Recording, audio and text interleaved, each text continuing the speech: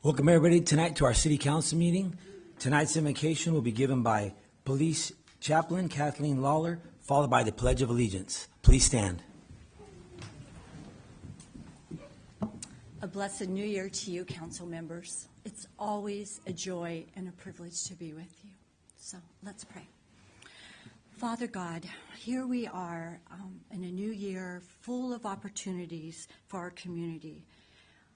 We just thank you that we have such a wonderful place to live, and we know that it's not by chance, but by intention and design and hard work. We thank you for these dear leaders whose work help make Kingsburg not just a desirable place to live, but a place to thrive. And I pray, Father, that you will give favor and wisdom to our leaders tonight for their discussion, and that you will guide their conversation. And Lord, I pray that you would give them joy as they serve our community. Prosper their lives and their work. And we pray a special blessing over our new fire chief. May he feel welcome and fulfilled as he serves our community. Remind him and our other leaders that they are appreciated for their sacrifice of their time and their efforts. And may they all look ahead in this new year with hope and anticipation of all that they can do and will do. And it's in the mighty name of Jesus that we pray with thanksgiving. Amen. Amen. I pledge allegiance to the flag of the United States of America and to the republic for which it stands, one nation, under God, indivisible, with liberty and justice for all. Thank you, Kathleen. Today is Wednesday, January 15th, 2025. I'd like to call this meeting to order. Abby, could you please take roll call? Councilmember Silva? Present. Councilmember North? Here. Councilmember Smith? Here. Mayor Pro Tem Palomar? Here. Next, we need to approve our agenda. Can I get a motion to approve, please? I'll make that motion. Second. We have a motion and a second. All in favor? Aye. Any opposed? Thank you. Approved agenda. Next on our agenda, we have presentations. Tonight we have swearing in of Fire Chief Rodney Roberts, presentation by City Manager Alex Henderson.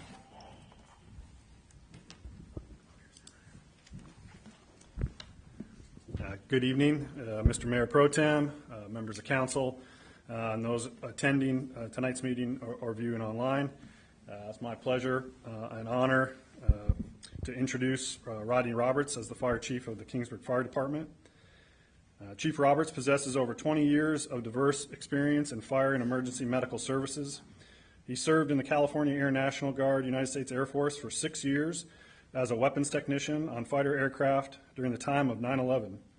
During his fire career, he has benefited from working at multiple departments throughout the Central Valley. He's held all ranks between firefighter paramedic through division chief. Rodney is coming to Kingsburg from the City of Tulare Fire Department, where he held the rank of division chief. Mr. Roberts has also worked for the Valley Regional Occupation Program over the last 15 years as the Fire Technology Administrator. This program brings students from 7 school districts and teaches high school students to be firefighters and emergency medical technicians. With the help of 26 instructors, he has overseen student education and training to get students career ready or to transition to higher education. In addition to teaching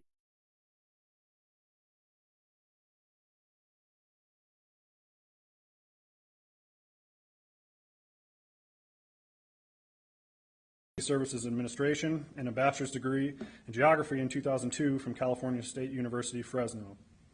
Mr. Roberts received his Chief Fire Officer designation from the Commission on Professional Credentialing in 2023. He is a licensed paramedic and has completed his Fire Prevention Officer certification from the California Fire Service Training and Education System. In his free time, he enjoys spending time with his family and is also a licensed helicopter pilot. With him this evening are his children, daughter Ayla and son Prescott, as well as his wife Emily, who will be pinning his badge. But first, Madam Clerk, if you would please administer the oath of office.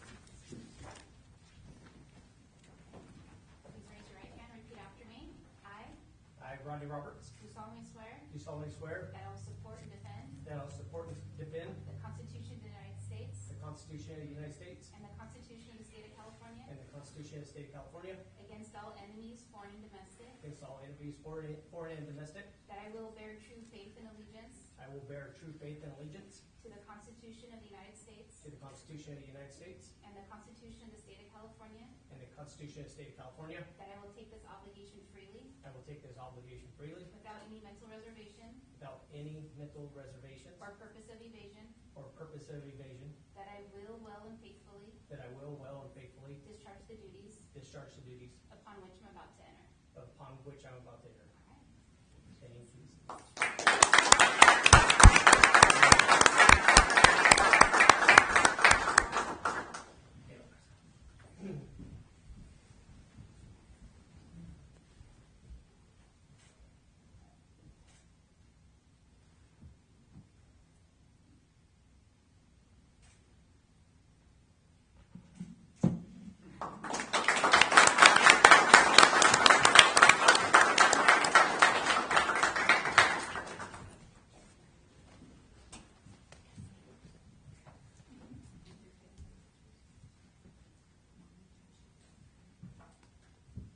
Council?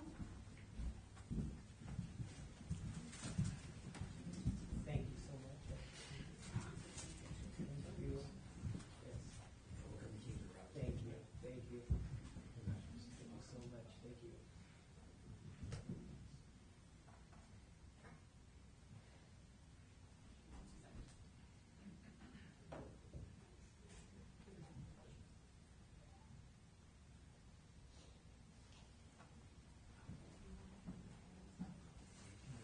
Yeah. Yeah, you wouldn't mind. I'll wait on it. I'll wait on it. We'll keep it here a little bit outside. Sure.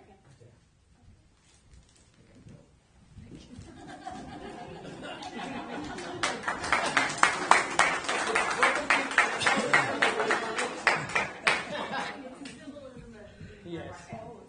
We really have to thank Rolinda. Yeah, Rolinda is definitely, thank you, Rolinda.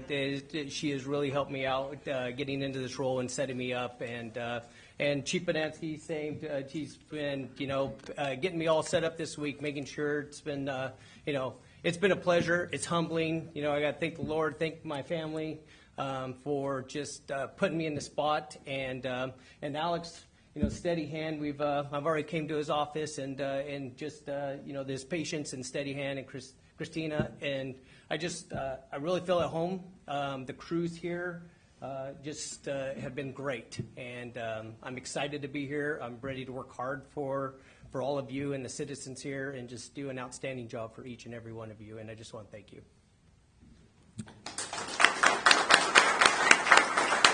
Yeah, thank you, Rodney. Yeah, I'd like to thank John, too, also John Bonansky, for filling in as our interim fire chief over the last few months. We've known him well. He's a former Kingsburg guy, and glad to get him back. But Rodney, welcome to Kingsburg. We're glad you're here. It's our new fire chief. We're looking forward to seeing how things go, and welcome to Kingsburg. You're in a great city. So you're welcome. We have something for Chief. Okay. So this is for the wife, because happy wife, happy life, and she's been giving you up. Oh, thank you. Thank you. Thank you, everyone. And again, thank you so much.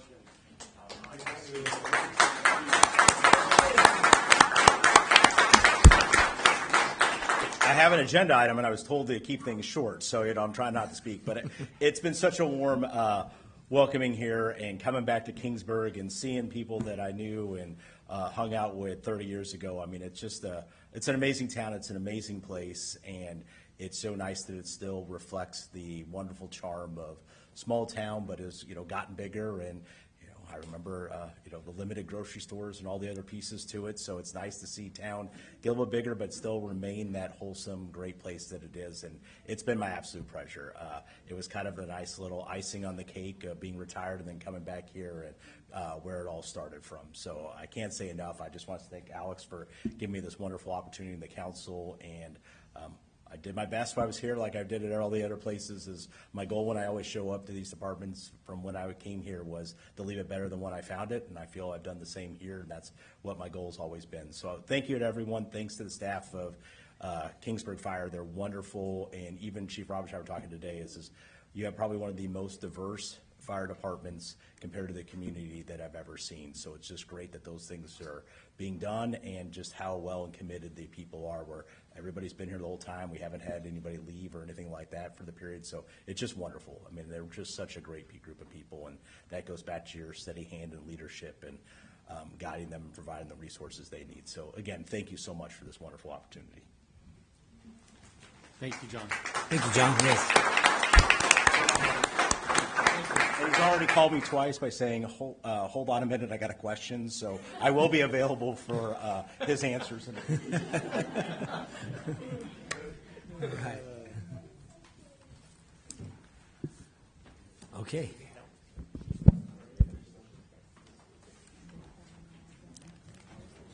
What's that? Let him file it, yeah. Okay.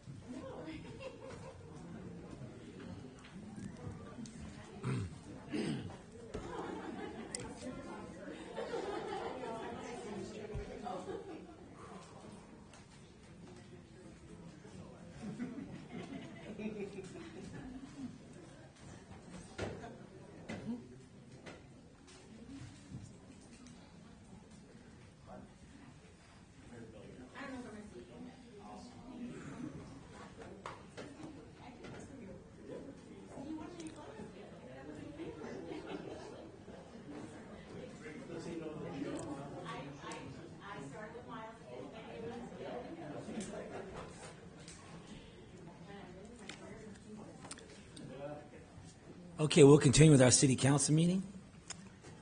Next on the agenda, we have public comment.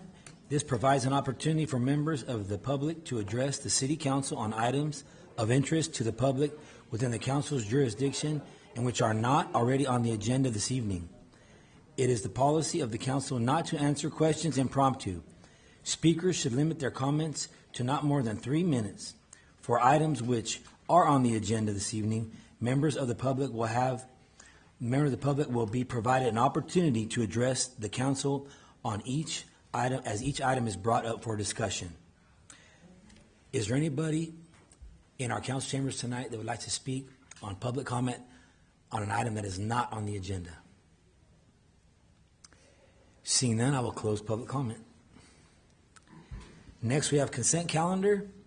Tonight we have items 1, 2, and 3. Is there any council members that would like to pull a consent calendar item? No. No. Anybody from the public or from staff that would like to pull a consent calendar item? No? Okay. Then can I get a motion? I'll make the motion. Second. Got a motion and a second? All in favor? Aye. Any opposed? Okay, motion carries. Thank you. Next, we have regular calendar. Number 4 is public hearing. Potential pre-zone and annexation 2024-02 for 4 parcels on 42.5 acres on the southwest corner of Mendocino and Carruthers Avenues in Kingsburg, and review of the Kingsburg Planning Commission approval of PUD 2024-01 4A 97 lot subdivision on 33.2 acres. Presentation by Holly Owen, a Community Development Director. So I'd like to open up the public hearing, and for the presentation tonight, we'll start out with Community Development Director Holly Owen. Thank you, Holly. Good evening.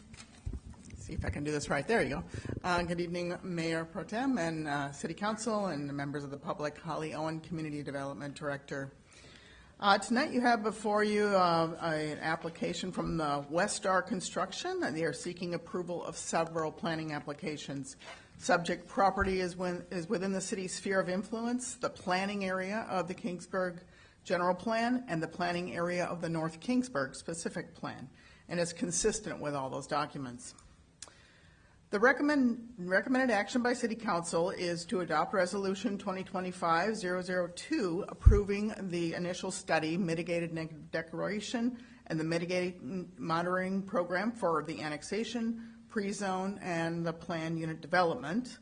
Adopt Resolution 2025-003 accepting the Kingsburg Planning Commission's recommendation to initiate the annexation of 42.54 acres from the County of Fresno into the City of Kingsburg and the SKF Sanitation District, a detachment of the same acreage from Kings River Conservation District, Fresno County Fire Protection District, and the Consolidated Irrigation District, and pre-zone the annexation territory of 42.52 acres from Fresno County's AE 20 district, which is an agricultural district, to Kingsburg's R17 district, and forward all this to Fresno LAFCO. And adopted Resolution 2025-004 affirming the Planning Commission approval of Planned Unit Development 2024-01 for 33.27 acres, which involves single-family residential uses and associated open space features. The prior action for this entitlement was an allocation award from our growth management system in the municipal code of 105 single-family residential housing units. This was consistent with the requirements for the growth management system, and the Planning Commission and the City Council awarded the allocation of 105 single-family residential units for the subject property in 2024. Just as background, the subject territories are located in the southwest corner of Mendocino and Carruthers Avenues in Fresno County. There's a map in your staff report. Maybe you could scroll up just a little bit, Abby, there. And the APNs are listed in your staff report. The property is bounded by two sides on the city limits. And the detailed information on each planning application is as follows. The annexation of 42.52 acres into the city is a requirement for by Fresno LAFCO. The project itself is 33.27 acres, but LAFCO requires the annexation to sort of be squared off. So the property to the north there, the farthest property to the north, is included in the annexation.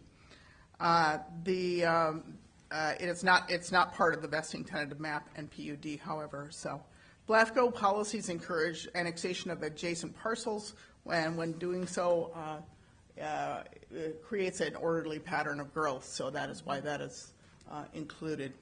The subject territory can be served by the city's water, sewer, and storm drainage infrastructure.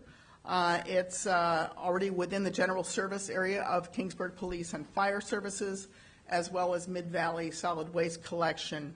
And from a fiscal perspective, the development impact fees collected from the construction of future homes within the subject territory will enhance the Kingsburg stormwater, sewer, and water fund accounts, as well as park, public safety, and general government accounts. In addition, this annexation, after it's approved by council, it will be annexed into the City of Kingsburg Community Facilities District, the CFD.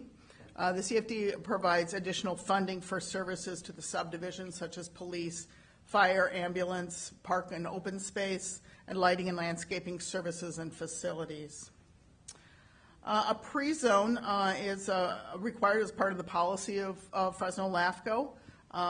The pre-zone, once you request an annexation, you have to tell them what you are going to do with it. And this is consistent with a single-family residential designation. That's what we're asking for, and that is the pre-zone action in front of you. The municipal code requires that the Planning Commission make findings for the pre-zone, and at their meeting on December 12th of 2024, they found that the proposed pre-zone satisfied all the objectives that were listed in the municipal code. It's also consistent with the general plan and the North Kingsburg specific plan. In addition, when you propose a subdivision, it needs to come in as a planned unit development. A tract map is also part of that process for subdivision approval. All development within that North Kingsburg specific planning area requires a PUD. That's subject to a public hearing before the Planning Commission, and then the Planning Commission decision goes to you to be reviewed and approved. They are the deciders of that action, but you are the ones who review and finally approve that.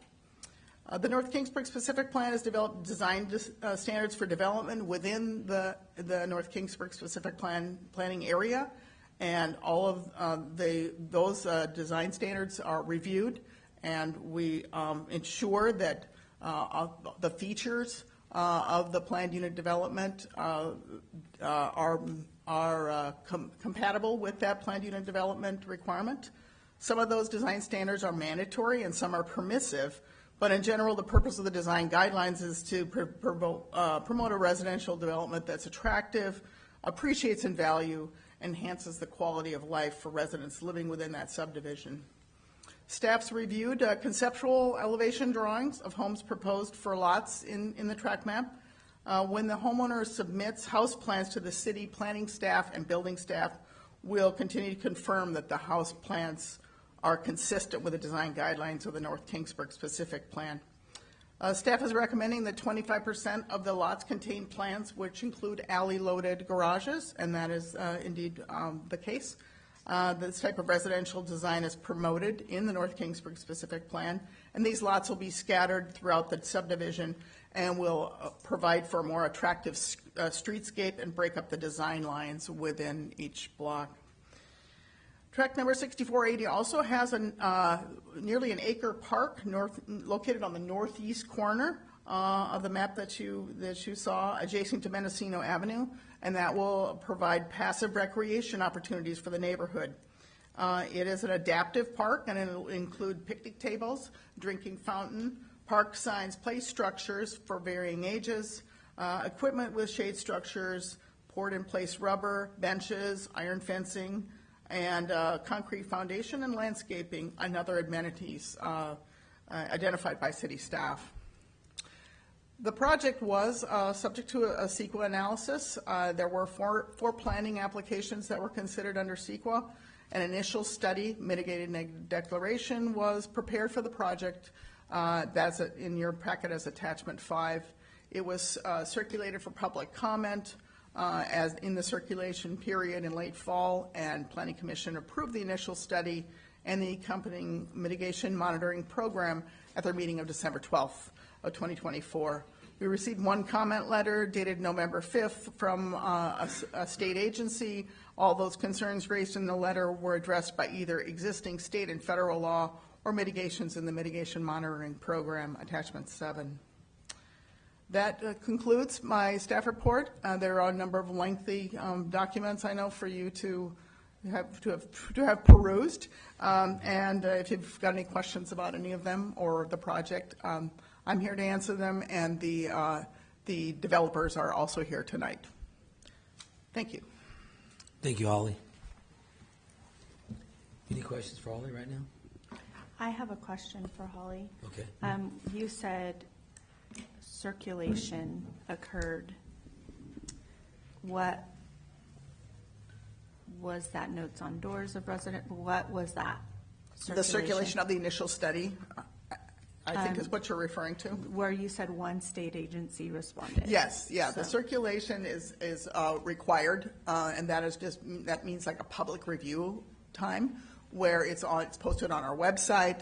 It's available as a front counter copy, and usually we give one to the library too. So anybody who wants to read in further depth about the project and the possible environmental impacts can do so, and that's just part of the process. Okay. So that was done at that time, and there was I believe a 30-day requirement for that. Thank you. Mm-hmm. So you said the development's the 33 acres, but we're approving 42 acres. What's on the 10-ish? At this point, there's nothing planned. It's coming in as an annexation, but it's not owned by the project developers. So it remains undeveloped at this point. I mean, at some future time, there may be something that will come in.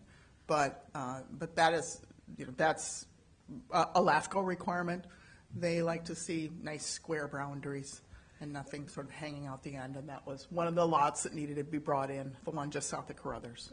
So, but there's not homes There may be, currently, or- I think there's an existing farmhouse there, but there are no homes proposed there. The map's a little unclear, but if you see the dark hatched lines there, that's the proposed tentative track map. And the project the property to the north is not to be developed at this point. So. Is that zone residential?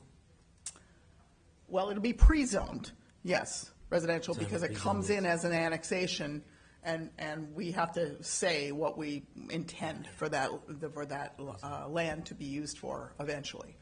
thank So it is proposed for future residential, R17. Has there been any communication with the houses that are currently there? It looks like maybe 3 that then would move from county to city.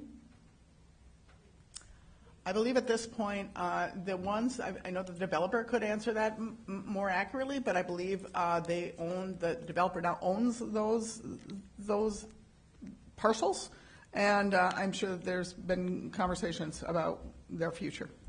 The ones that are like on On the the east- on the e- on the southwest east side? corner, the southwest corner over on Academy?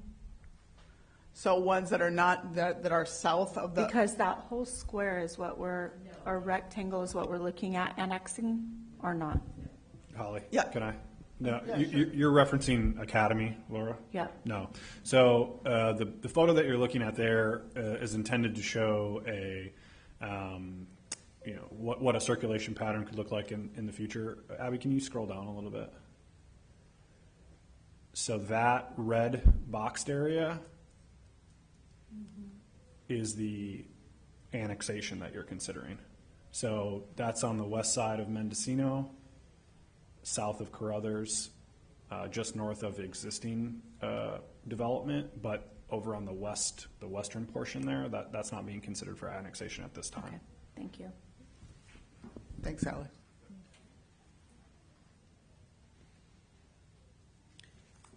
Any other questions or council discussion this time? Okay, we're from the public. Thank you, Holly. Yes, thank you. At this time, I'll open this public hearing up to public comment. Do we have anybody that would like to speak on this agenda item? Just please state your name and if you're a resident. My name is Cameron Hayes, longtime resident of Kingsburg, California. You talk about these maps that got sent out for people to know about this. My mom lives on Carruthers and Mendocino. She got one. My brother lives down the block on her property. He did not get one. They were not sent, I think, within 300 feet of the proposed building. People in town do not know this. I'm here for the people in this town. I love this town. That's why I'm here. And I don't want to see, you heard Vince and the acting fire guy say what a great little town this is.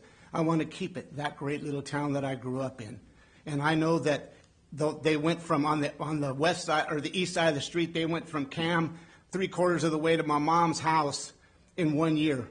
That's massive growth to me. Now they're wanting to do it on the other side and go even farther. I really don't have a problem with them stopping with where the existing one is, but they're annexing property beyond that, all the way up to Carruthers, where they're going to be passed. They're saying nice square things. Well, right now, the guy that lives across from my street is not going to sell that house. So they shouldn't be able to go past where they're building now, because it's not going to be a square like she was talking about. It's going to be, if you look at that one there right here, this is the one that will be square. You can see it's even here. But if they annex that, they're going all the way up, and this guy's not going to sell that place because I know him. And my mom won't sell her place. So they're going to be going farther on one side than they are on the other. And like I said, they did not, I think there would be a lot more people. I talked to a lot of people in town, and they say this town is growing too big, too fast. We're losing our small town city that I grew up in, where you don't have to lock your doors half the time around here anymore. It's just a place that I love. I'm here because I love this place. They're doing this to make money. And my opinion is, and like I said, I've talked to a lot of people in town, and nobody argues with me that this town's growing too big too fast, especially going all that way. We're not going any other direction. It just keeps going north. And I just think it's time to slow our roll. And I mean, like I said, if they want to do that first part, I don't know about if there's any way to annex part of it or not all of it. They're wanting to take another chunk with it as they're going, because they're talking about developing the bottom part and not the top part. But how long before they want to develop the top part if they own it? Then it's not going to be a square there. My brother lives down the street. He's facing the same thing. It's just the way I feel about Kingsburg, that I have infrastructure. We have infrastructure problems. The high school is going to be burdened with a lot more kids, and they're pretty full right now. I know that because I've talked to people at the high school. My dad was the vice principal of the high school, and he taught school at Kingsburg High School for 30 years. My kids went to school there. I went to school there. My dad and mom went to school there. I want to see this state. The Main Street is overtaxed. There's no parking. My mom's 89 years old. She comes to lunch in town. She has to park 3 blocks away to go to lunch where she's going downtown.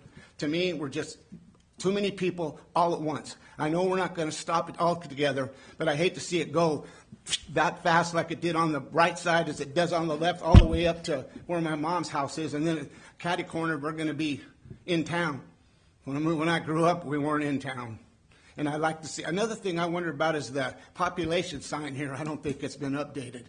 I think there's way more people than on that sign. When I was a kid, it was under 10,000. But it's growing. I know you can't stop it, but I think we could slow it down a little. And I think most of the people in this town, if they were informed, there would be a bunch of people here. I talked to people, and all of them agree with me, that lived in Kingsburg, that grew up in Kingsburg, that it's getting out of hand. I don't want it to be Selma or Dinuba, where they have these big box stores, everything, you've got all these big stores there. We had a Kmart, we lost it.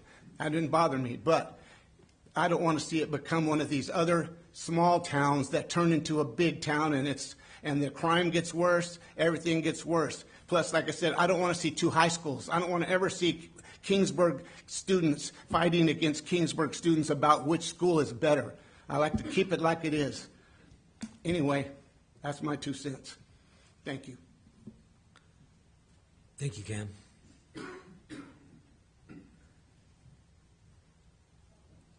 Anybody else here to speak on public comment on this agenda item?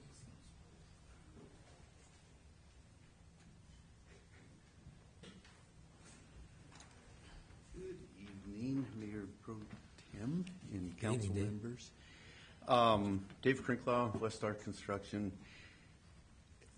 We got to give Holly a lot of credit because these projects take a lot of time and energy, and she did a great job with it. She does a great presentation.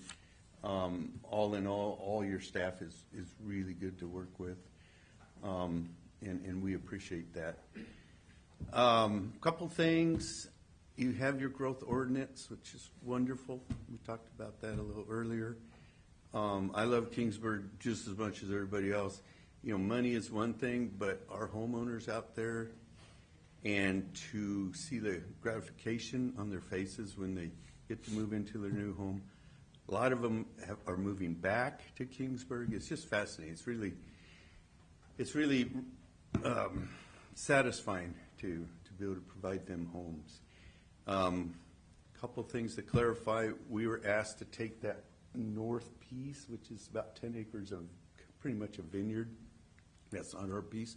We don't really have anything to do with that piece. But part of LAFCO's requirement was to square it off, as Holly would say. So we're able to help do that. And anxious to get another park in. I love driving by our parks and seeing kids. Our latest park, it looks like recess was out one day. I went by there. I could not believe how many kids were there. Most of our homeowners, they enjoy their home, and I really appreciate that, but they always talk about the park and how important that is to them. So when we're asked to do another park, it's like, sure, they keep getting bigger, but that's okay. So anyways, if you have any questions of me, again, your staff is wonderful. This is probably a 4-year project in reality. it'll take us, 6 to 8 months just to get where we can even start thinking about putting any kind of infrastructure in. And, sales are good, but it will take a while to go through there and sell all those. So,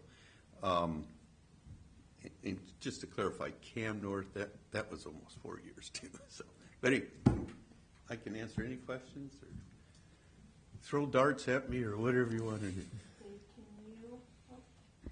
Can you explain in a little bit more detail exactly what an adaptive park means? Because I know Holly touched on that.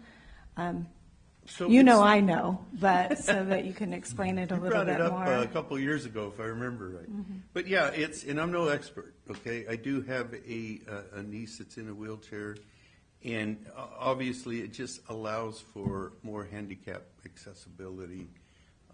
You make it easier for them to enjoy it also, I'm all for that, as you know. So, but I can't explain every detail of it. Give me a couple of years of it to tell you all about it once we build it. So. Any other questions?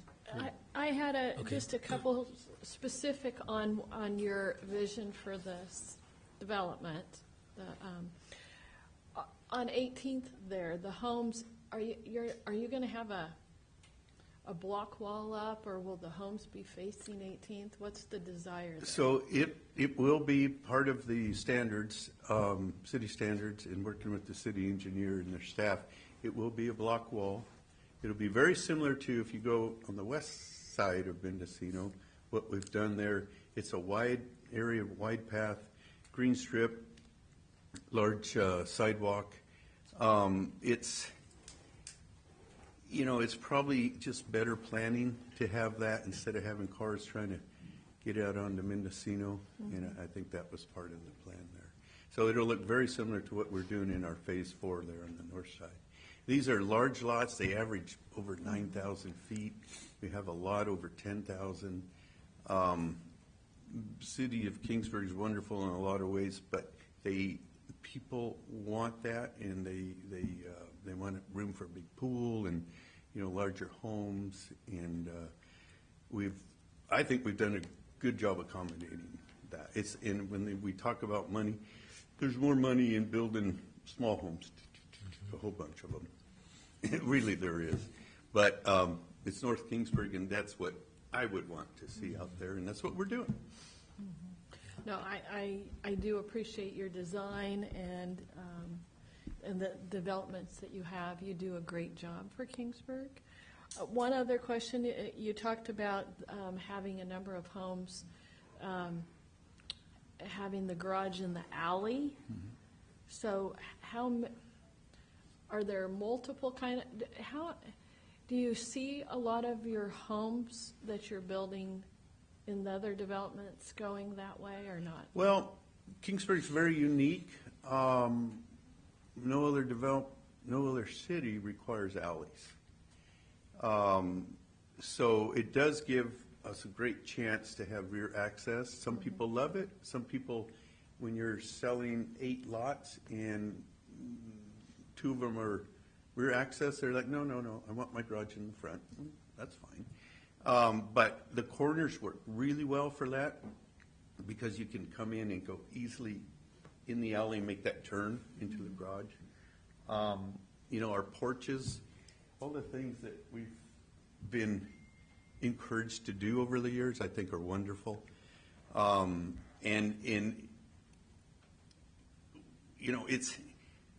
It's really nice to have that rear access. Totally changes the look of the house, and I understand that. But not everybody wants that. So we'd like to give them an option. We have homes where they're drive-through garages, so you could go from the front through the garage and then out toward the alley, which is really nice, especially if you have a boat or something you can't back up. It makes it easy. Thank you. Appreciate your support and your time tonight. And David, questions, Dave? Yeah, Mr. Krinkle, I think it's probably more of a question for maybe city staff. Maybe Holly can answer this, but there's not a stop sign or a stoplight or anything that slows down traffic coming from Mountain View into town until you get past all of your developments, right? Or all of these To developments. Cam, yes. So my concern would be, and I'm hoping somebody can answer this, if the park is going to be on that northwest corner, which I love the adapted park idea, this is a great thing, but I'm concerned that people will be crossing over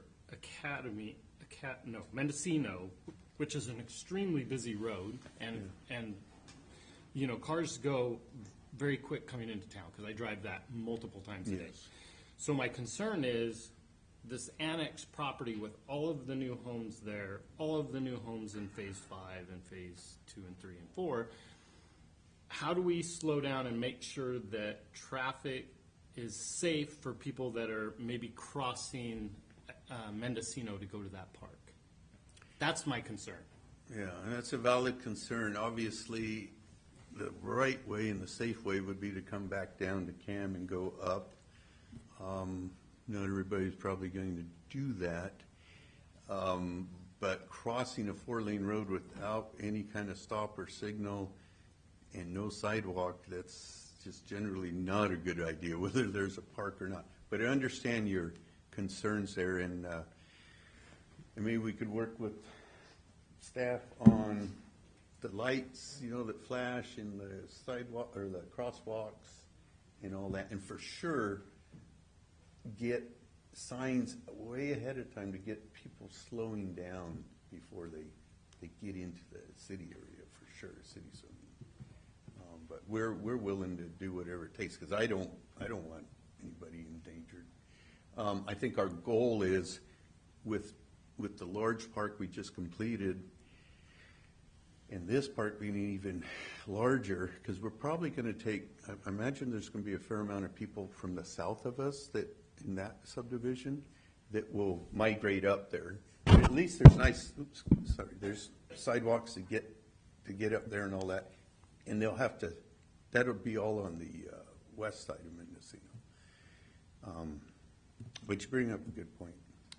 Okay, and then I would like to say I went through phase 2, 3, and 4 today. I drove through there. A lot of construction going on, a lot of building. Looks good. They're getting ready to put the shade structure on the park over there. They got it up today? I didn't see it up. I saw them putting it up. I didn't know it was up. But I will say that you guys are doing an excellent job on the parks. They're clean. They're well made. I'm assuming that this park will be nothing less than that. And so I do want to thank you for adding those park features, because I think they really are great for the residents and the people that want to be part of the community of Kingsburg. And so thank you to you guys for adding those as well, and staff for making sure that gets executed properly. Yeah, your staff is really good at helping us lay that out, and what I think with a lot of input from the community on what people want. Also, hey, pickleball courts, right? I mean, we added some about the time we were finished in one of the parks, but that's what people wanted. So why not? It's good exercise. Thank you. Nothing further. Anything else? Yeah. Thank you, Dave. Okay, thank you. Do we have anybody else that would like to speak on this agenda item for public comment? Can I speak more? Yes. Can I get up and speak again? You can, yes. If you have another comment, you may. Well, he said that there's a lot of people coming here from back home to Kingsburg. I'd like to know how many there are, or what kind of percentage there is there. Because I think that those houses are very expensive houses for kids coming from college buying their first home. I think those are high-dollar houses out there. I know they are. I couldn't afford one, and I've lived here my whole life. So anyway, that's one thing I have to say about that, and just the amount of people. And I don't know if there's any way that you can vote part of this in, or you have to vote all of this in.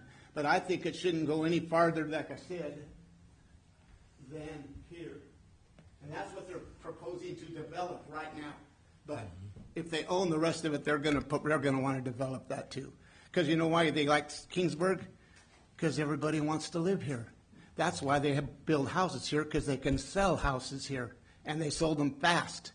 That's why. And that's why I'm saying I don't want to get all these people into Kingsburg so fast at a time. Just keep it like the small town that it is. That's all I got to say. Thanks. Thank you. Anyone else on public comment? Seeing none, I will close public comment. Next, do we have a continued council discussion on this agenda item? Any more questions or comments? You want to go first? Well, I mean, I just have maybe a couple comments. I appreciate Mr. Hayes's, his public input tonight. I think it's good that he's here and voices his opinion. I also am a little bit, on the other side as well. If it wasn't for the development over in the west side back in the 1990s, I wouldn't be here. And it's not about me, but it's about people like me moving here because they do want to be part of Kingsburg. They want to be part of the culture. They enjoy it. They realize it. It's a great little town that we have here, hard to sustain, as we all know. But I appreciate the fact that there are people and there is a growth pattern that is very well thought out here. This is not something that we go into willy-nilly or throw caution to the wind. It's very thought out and it's very methodical. And I appreciate the opportunity for some people, not only like myself, but others that I know that have moved into this community that enjoy it as much as I do, and maybe even more. Those are the people that we want here. And so I appreciate Mr. Hayes' perspective and his comments. I also appreciate what the city is doing to try to accommodate and make it work for the betterment of the entire city, which is what I think that staff has tried to do. I think that's what builders like Mr. Crinklaw have tried to do with his staff. And so this project, the annexation, as much as I'd like to stop growth altogether, I think that, like as Laura's pointed out and as Councilmember North has pointed out in several council meetings, it's the schools actually have more space at the elementary level. High school level I can't speak to, but the elementary level, so young families coming into this community are a good thing also, I feel. And I think that the annexation, I'm okay with the annexation as long as the city continues on their path of well thought out growth management. And I think Mr. Crinklaw's and his organization has done a very good job on the other side. I have no reason to believe that it would change coming into this new venture here with these new homes. So my comments are, I appreciate Mr. Hayes, but I also am probably in favor of the annexation and new homes to bring in new great members to our community. Anybody else? Many of those thoughts were the same that I was going to touch on. I think I also appreciate your comments. And I know in the last 8 years, I would think the last 8 years, the appearance of the amount of growth that has occurred. I know that in the early 2000s, the growth ordinance was passed by the voters, and that is something we strictly go by. And that was by the citizens of Kingsburg in order to manage growth. But then we went through the recession. We went through like 2007, 2008, where things crashed. And then even though there were these allocations, there wasn't building because people weren't buying houses.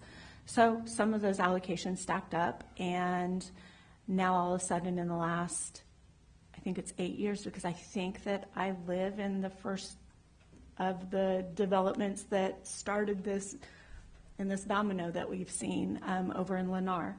And then we've had Lennar, King's Crossing, Summerlin, King's Estates, and a few others, and the majority of it is actually in my district, all of the new houses. And so I can see the appearance and the concern. But we had little to no growth for a long time.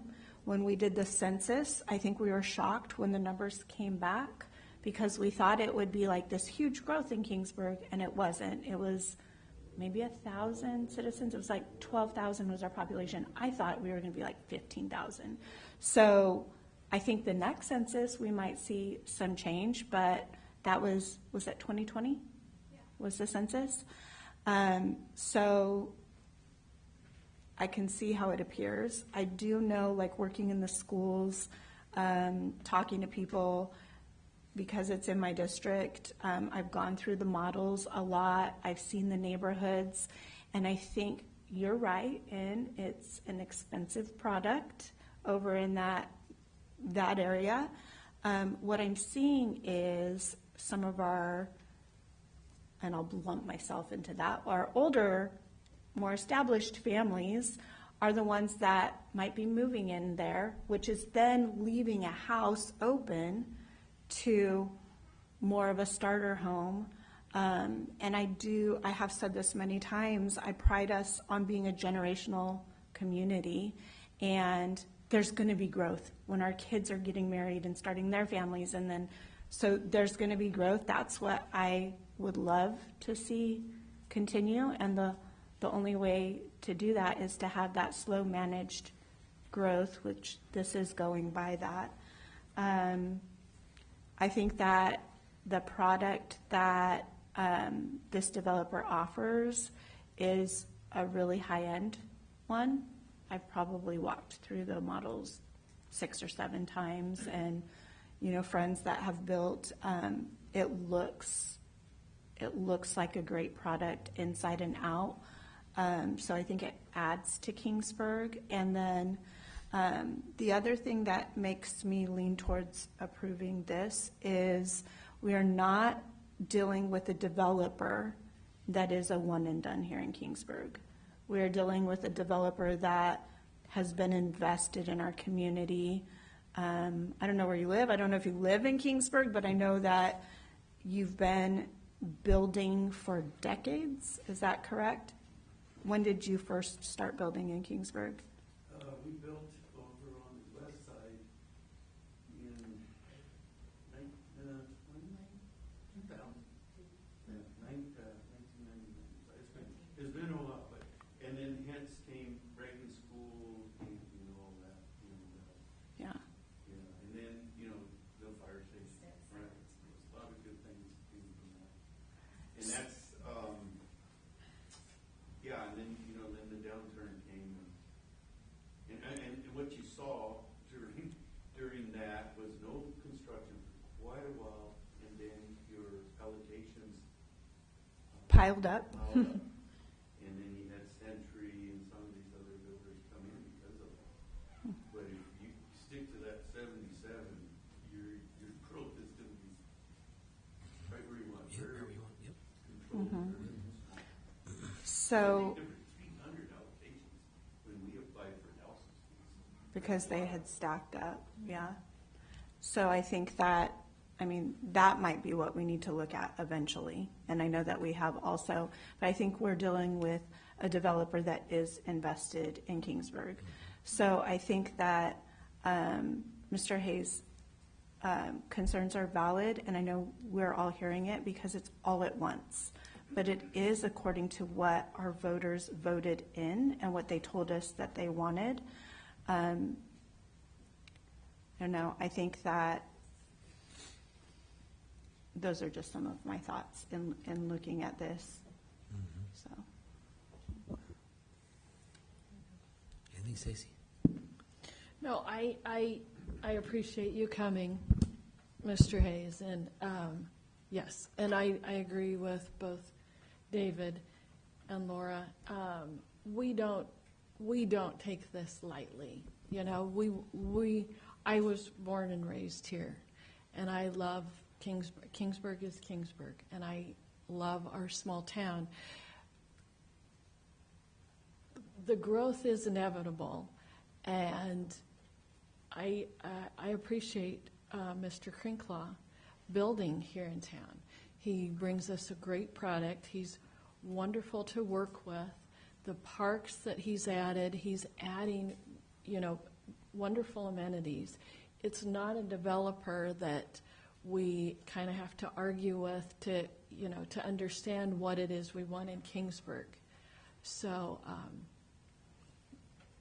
we really don't take it lightly, and it is in line with our growth management ordinance, and it's slow managed growth. I understand that, but how about what did you think about my idea of only going so far to where it's even with the other fence line that's already built there, that in a matter of months, they went from Cam to halfway to 3/4 of the way to my mom's house. And now they're the first chunk there, that's where they're gonna go, it's gonna be even. You can see where the white part is, that's where the houses already are.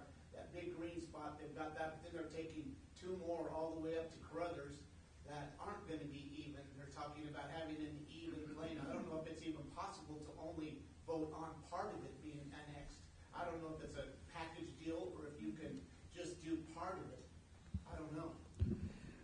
We only have a limited amount of home allocations that we award a year. Oh, I understand that. And so this is going to take a number of years for this to be built. This is just the step to take it out of the county and bring it into the city. It doesn't mean that anything's going to be built there overnight. Abby, can you scroll to, the map that's before that? So Mr. Hayes, the area that you're talking about is the area that doesn't have like the tentative housing on it that is, yeah. And so Mr. Crinklaw, do you own that? Or is that just something that you had to include in the annexation? The area that is north of like where the park is. Yes, I do not own that property. It's probably a little confusing, just to clarify things. So you'll see the actual lot layouts, right? The darker area. There you go. And then where the park is. And all those streets around it all is something that we're asked to do to show future, so you can see the circulation. But it is a little confusing because it's not all those streets around there. That's just proposed what could happen 20 years from now, which just brings really good planning. So we do not own that piece to the north of us. I think that's the area that Mr. Hayes is asking us about. Yes, it is. So you don't have plans to build on that because you don't own it, but they are asking you to annex it so it's like a clean line. Exactly. And so all that would be doing is annexing that into the city instead of the county, but you are not building on that. And I don't plan on building. Okay.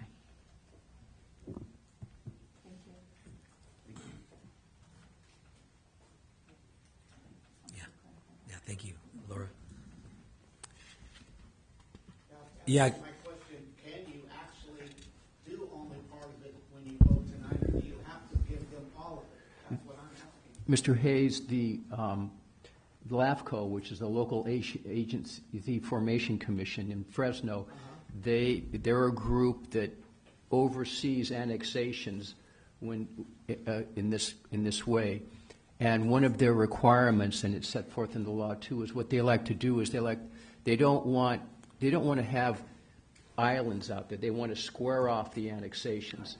So this is a requirement neither from the city nor from the developer.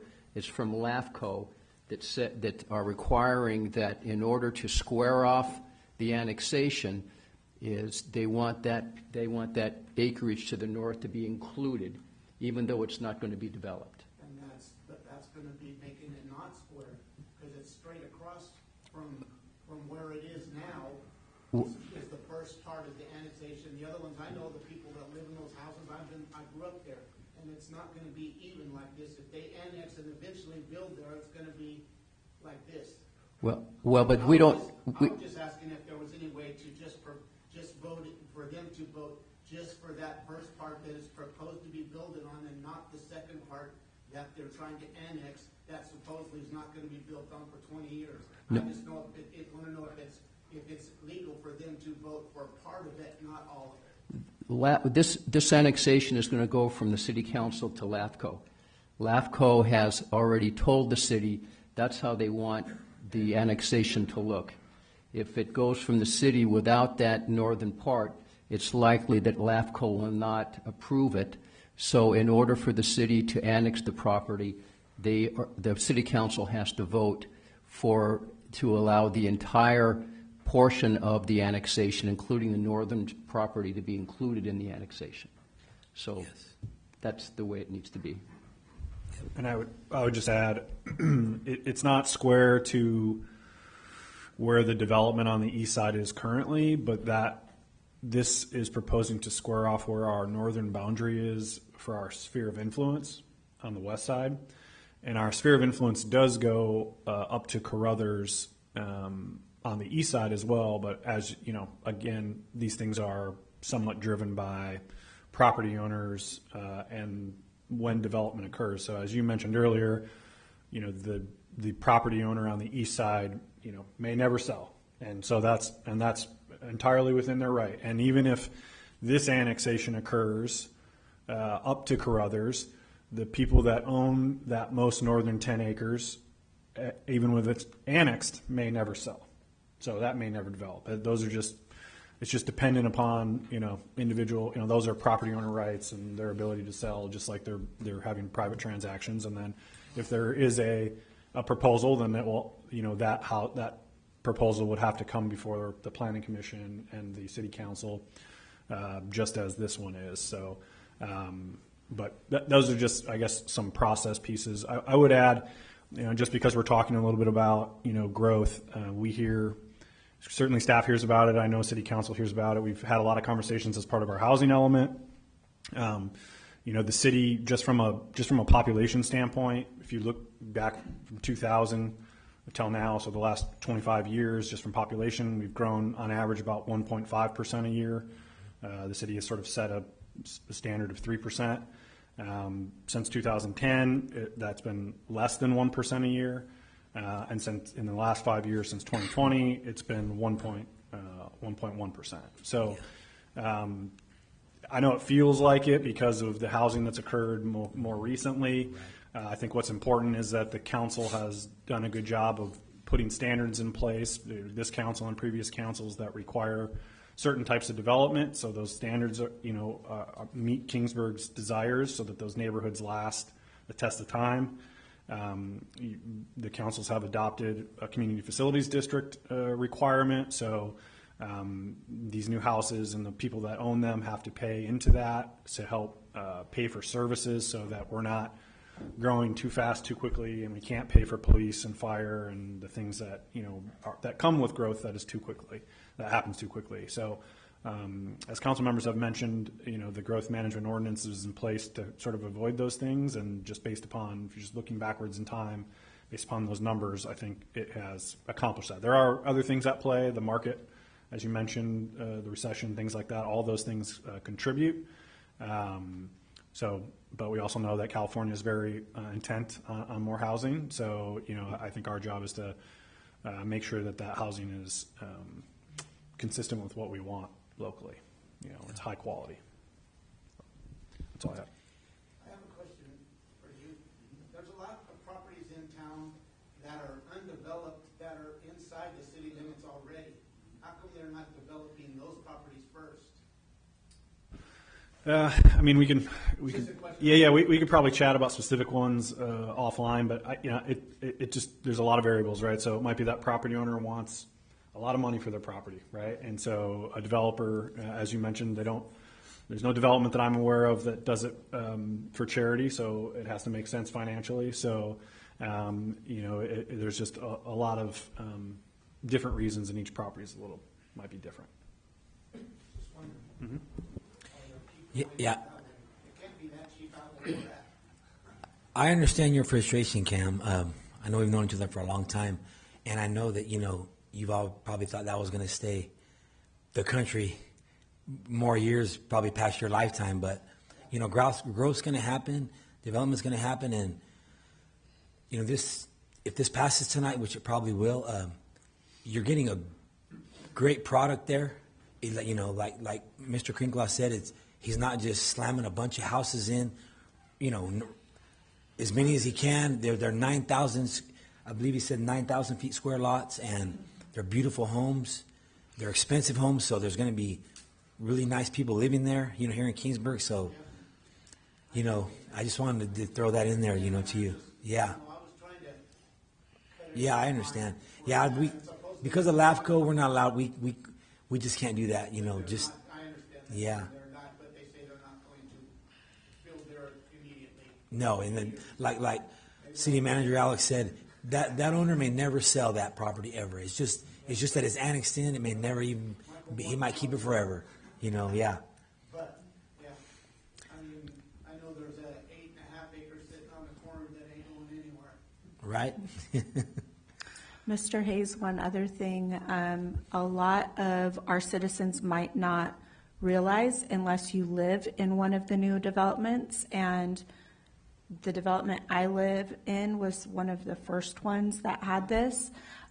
We have a very high property tax that is added on to ours, and I was part of City Council when we approved that.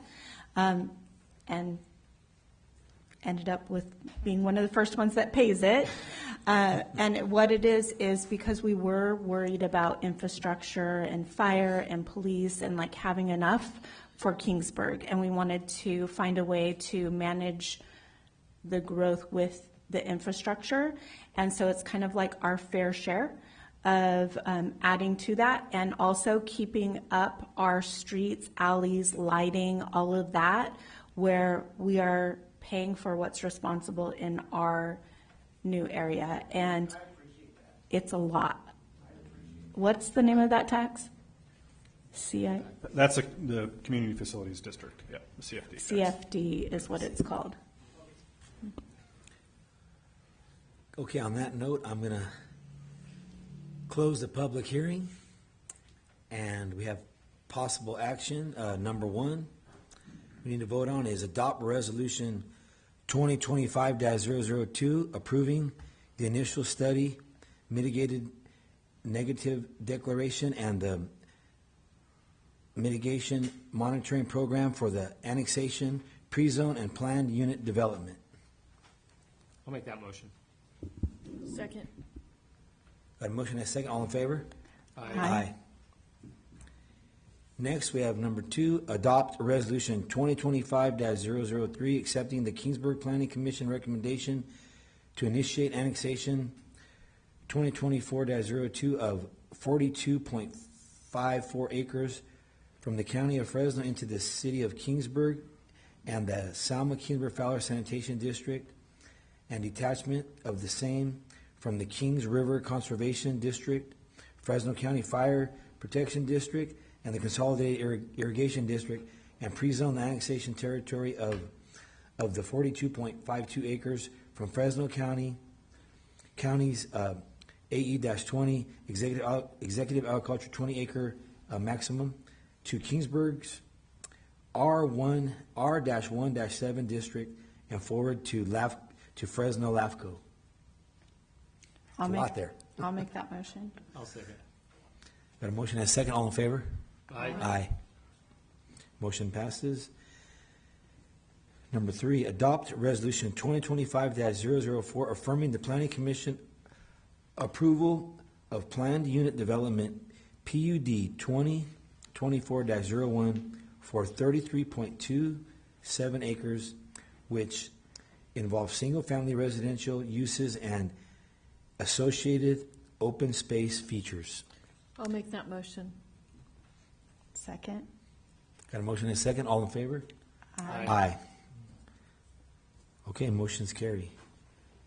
Thank you, and thanks staff on their hard work on this, and thank you for the developer being here tonight, Dave Krinklon and his associate Sandra.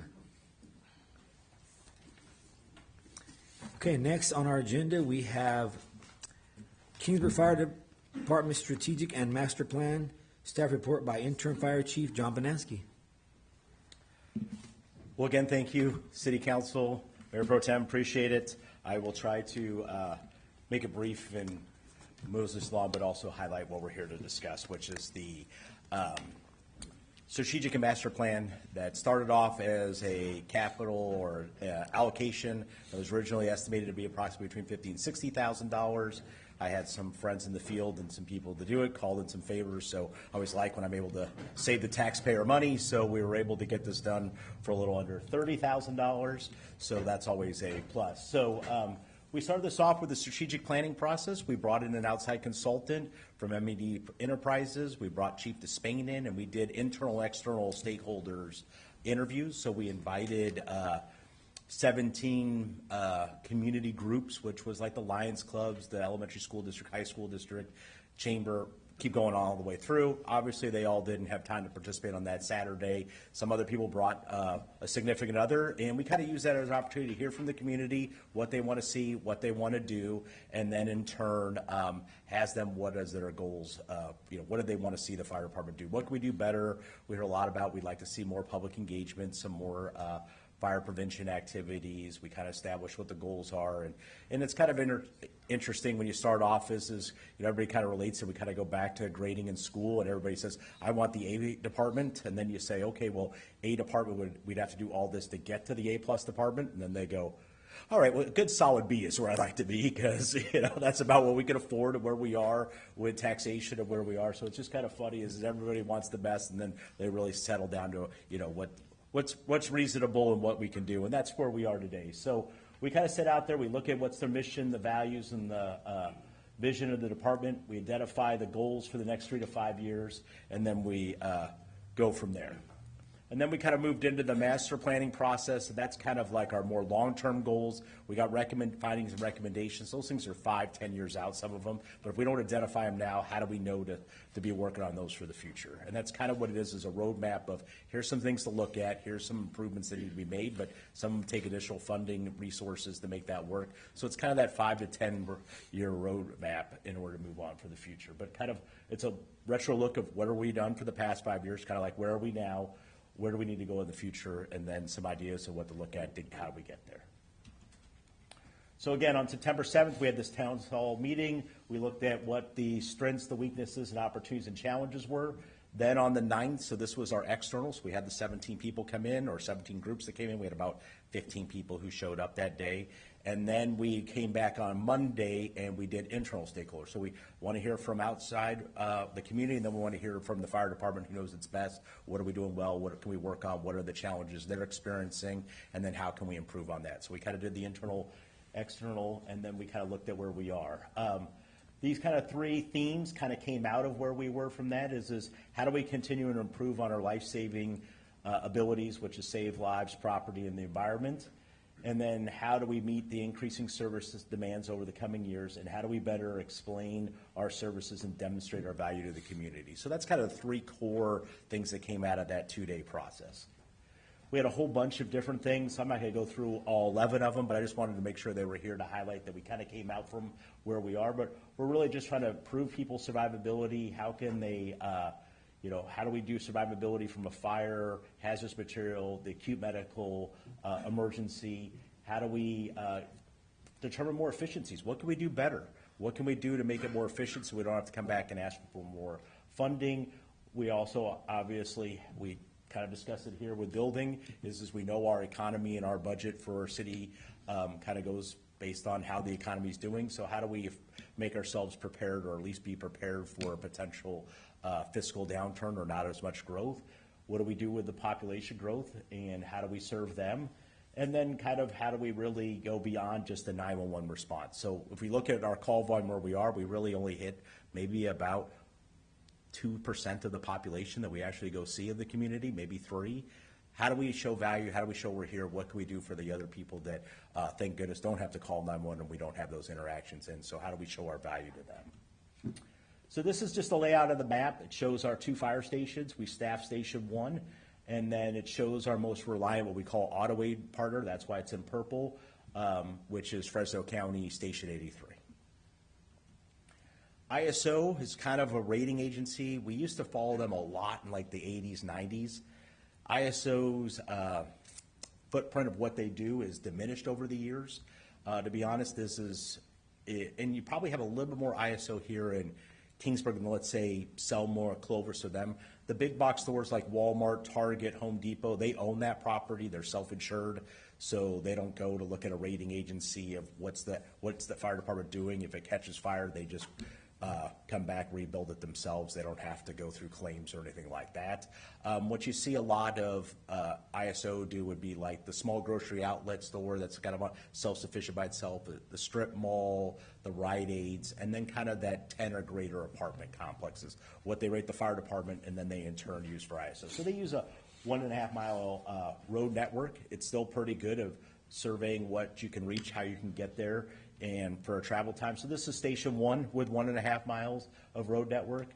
Here would be 1 and 2 if it was staffed with 1.5 mile response time or road network. And then this is kind of with our auto aid partner. What we really look at the more modern way is his assumption is we should travel to an emergency somewhere between 4 and 8 minutes. So what can we get to in 4, 6, and 8 minutes? And that's the map you can see there. So everything in green is 4 minutes, assuming, and this is just assuming no one's at Station 2. So this is for majority of the cities in yellow, which is 6, which is really good. And then the 8 starts to get you to the outer markers of where we want to be for that response time. And that's kind of the new growth to the north. And then a few areas in there just because of the road network. Our current staffing right now is we have a fire chief, we have an administrative assistant or management analyst position. We have 3 captains, 1 per shift. We have 1 engineer, and then we've got 2 firefighter paramedics and 2 firefighter EMTs for a total staffing of 6 in fire suppression, and then 2 for the administrative. So we have a total of 20 FTEs for the fire department. And what we staff each day is we staff a 2-person medic engine. We staff a 2-person ambulance, 2 of them, with 1 paramedic, 1 firefighter for a total staffing of 6. So anytime someone's off, or comp, anything like that, Family Medical Leave Act, that requires me to fill that position with overtime because I only have 6 people assigned for 18, so every time that happens, it requires us to backfill with overtime. This is basically who we rely on in their staffing. We are heavily dependent on auto aid from our community partners. So we rely on Engine 83, which is right there on Mountain View. They're a 2-person staff. We normally get 1 engine from them. We get Selma Engine 111, which is 2-person staffed. We get Tulare County Fire Department, which is in the process of trying to get Engine 2 to fully 2 personnel every day. And then we have an added contract on for Engine 71 for 2 people because auto aid should be 1 for 1 for free. Anything beyond that, so we have a free agreement for 83s. They have a free agreement that we respond our medic Engine 141 in the county. We have a small fee in the dispatch contract for Fresno County 71 to add that, and then there's Kings County Engine 2. So that's who we rely on to come in here to augment our personnel. We'll talk a little bit about why, and that kind of shows where the stations are in the map below of where they're coming from. So NFPA 1710, which is basically a critical task analysis, and it says single family, what we call moderate risk, single family, 2,500 square foot home. What's the actions we need to do and how many people does it take to accomplish it? So it's basically saying these are the people we need, so how many people does it take to do things? And then in turn, they say it takes 16 people to be able to successfully run a single family residence fire. And we, unfortunately, with all of our auto pay partners, we only dispatch 11. So we're still short. There's just not a lot of ways to solve that problem. And our condition isn't anything different. We follow the same dispatch matrix that we're in with Fresno County. So Fresno County is sending that same amount of people to a call that's on Carruthers in the county. Selma's doing the same thing. They're just sending 1 more because they have 2 engine staff. So they're doing 13 compared to our 11. But so it's very unlikely that people are meeting that 16 compared to what you would see in a Fresno, Clovis, or larger area that NFPA is based on. So we do have less individuals, so our goal is what other things can we do to mitigate emergency, not probably, trying to make sure we've got space in between homes, residential fire sprinklers or sprinklers in businesses and things like that to try to reduce with mechanical needs, fire alarms and things like that to notify us earlier so we can catch the fire, what we call room and contents. We can catch fire room and contents, that's a success. People aren't displaced that long and they can move in. Got a question? I was going to wait until the end, but if no you problem.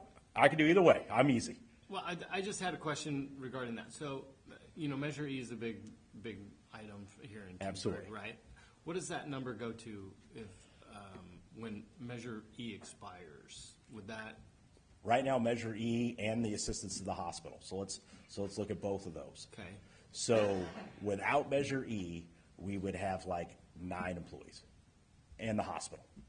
We'd go to almost half. Okay. So right now, Measure E pays for 5 employees of the fire department, 3 captains and 2 fire engineers on Medic Engine 141, because that's our fire responsibility. And then the general fund transfer pays for basically the 6th person on the fire engine, and half the fire chief and half of the management analyst. Okay. So in turn, that's what? So if you took out Measure E, that's 5 positions right there. And then the agreement we have with Kingsburg Healthcare District for 3 positions for 3 years is another 3. So we'd have 8, Okay. give or take.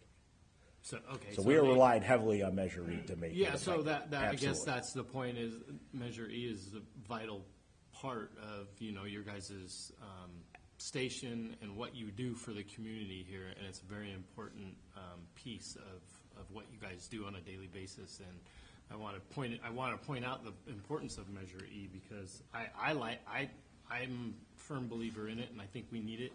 And so, going forward, I'm a huge supporter of that.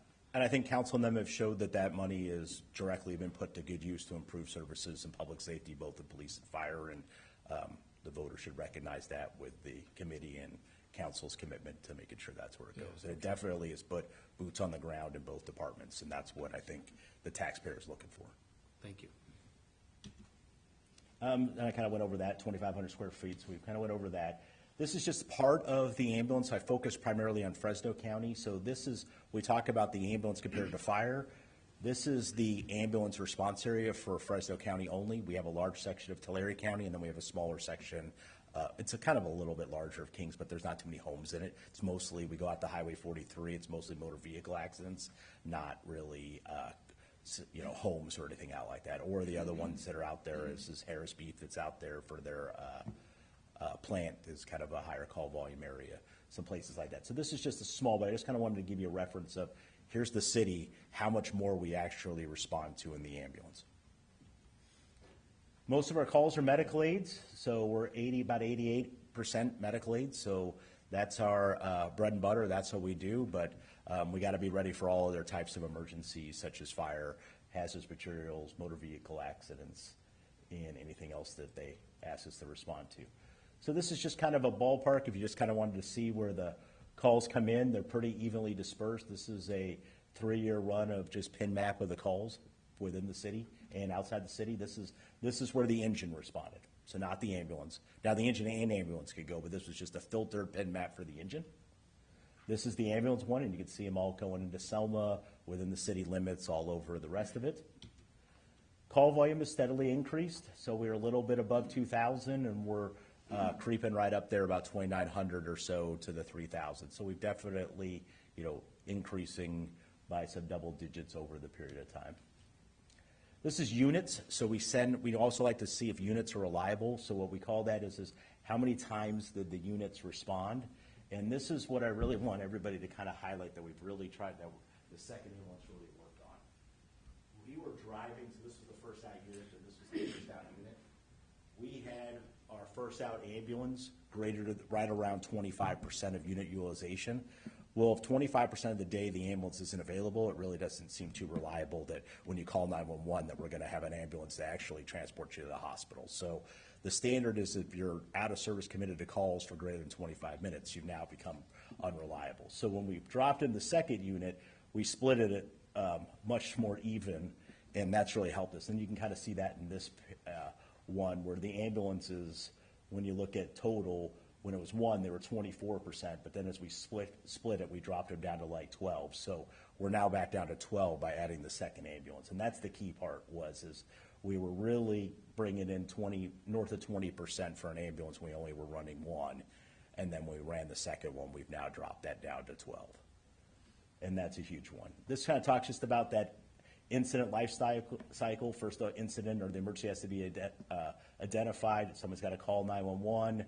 It's got to get to the primary PSAP, so it normally goes from here to the sheriff's department. They say, state your emergency. If they say, I've got a medical aid, it goes to EMS communications. If they say something else, my house on fire, vehicle fire, I smell something, that then goes to Fresno County ECC, which is staffed by CAL FIRE. They then tone out the appropriate resources, ask the questions. That's called processing. Tone out the appropriate resource. Our time that we use to get onto the rig, that's called turnout. Then our travel time, and then we call that whole portion the total response time. We'll kind of go a little bit about that. So as you can see here, we're really good about our call processing time. We're right under 2 minutes, and when we call what we call EMD, so emergency medical dispatch, so when you call, it's a full proven algorithm that's about 98% accurate.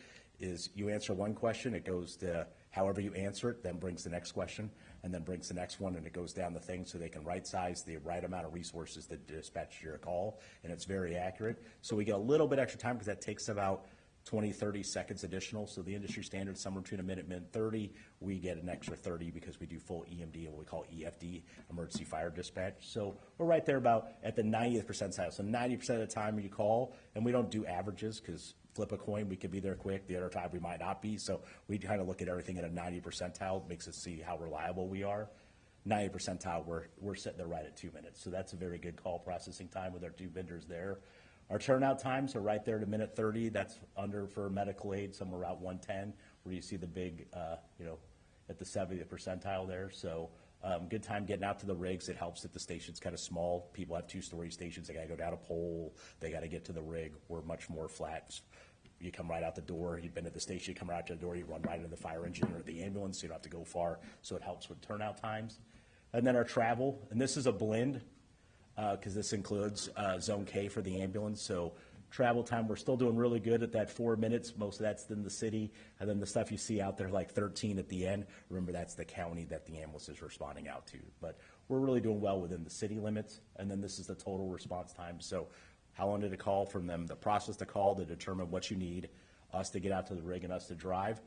We want a standard somewhere around 7 minutes and 30 seconds. We're right there at like 7:28 minutes. So we're right there within that standard today. And this is kind of just where we are at the 90th percentile and how well we're doing.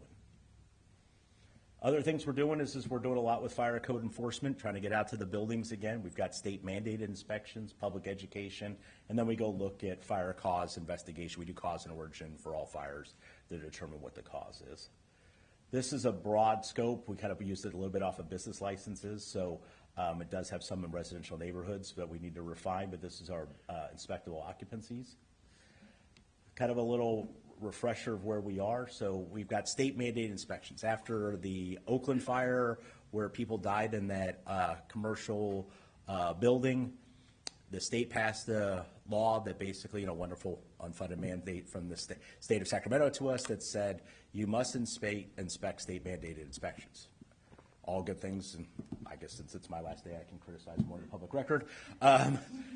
All good things there, which is here's state mandated inspections. Where the poor fire was at isn't even included in the state mandated inspections. So even when the law they passed wouldn't have prevented the fire that it was written from. So, I can't figure out how anything works there. And I was the legislative director for Cal Chiefs for 2 years, and I still can't figure out how that system works. I much prefer local government. So what it basically says is you as a local community, you're required to go out and inspect all the schools, jails, and then a certain portion of multifamily along with some large occupancy churches or buildings of that side. We don't really, that's basically what you have here. You don't have like an event venue or something like that, a large occupancy buildings. We estimate right now the city has 116. So this is an unfunded mandate that by law we're supposed to go out and inspect those annually. We don't have doing new construction plus this, I don't have enough resources to do that from my limited staff. So we went out and did all the schools. We did the holding cells at PD, the old hospital building, the skilled nursing facilities, both commercial hotels and several churches. Unfortunately, though, majority of that 116 is multifamily. We haven't touched the multifamily, so we're really only getting about 20% of the state mandated. And that's where we're out of compliances with the mandate. The law does say that at the end, there's no penalty for the community or anything. The main thing that the law says is that I have to report to this jurisdiction where we are in performance. So that is our performances. Is unfortunately we got what we consider the main target hazards, which are the hotels, the schools, the jails, the old hospital, and that. The apartments still are larger ones and that's what we're trying to transition to is to get those 10 unit or greater apartment complexes. We don't think we know they're there, but we don't have that many of them. We got a lot between that 4 and 10 range. So we're going to start hitting the bigger ones because God forbid anything happens, we displace more people. So starting off with that. We did have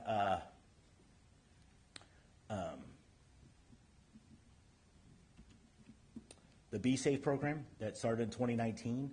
This was a program that basically we sent notices out early 2020 to 238 businesses within town. Some of those were part of the state mandated inspections. We asked you to self-inspect. The department only received 27 back, and of the 27 that went back, the fire department went back out, randomly picked 5 to go back and inspect them, and 4 out of the 5 had violations.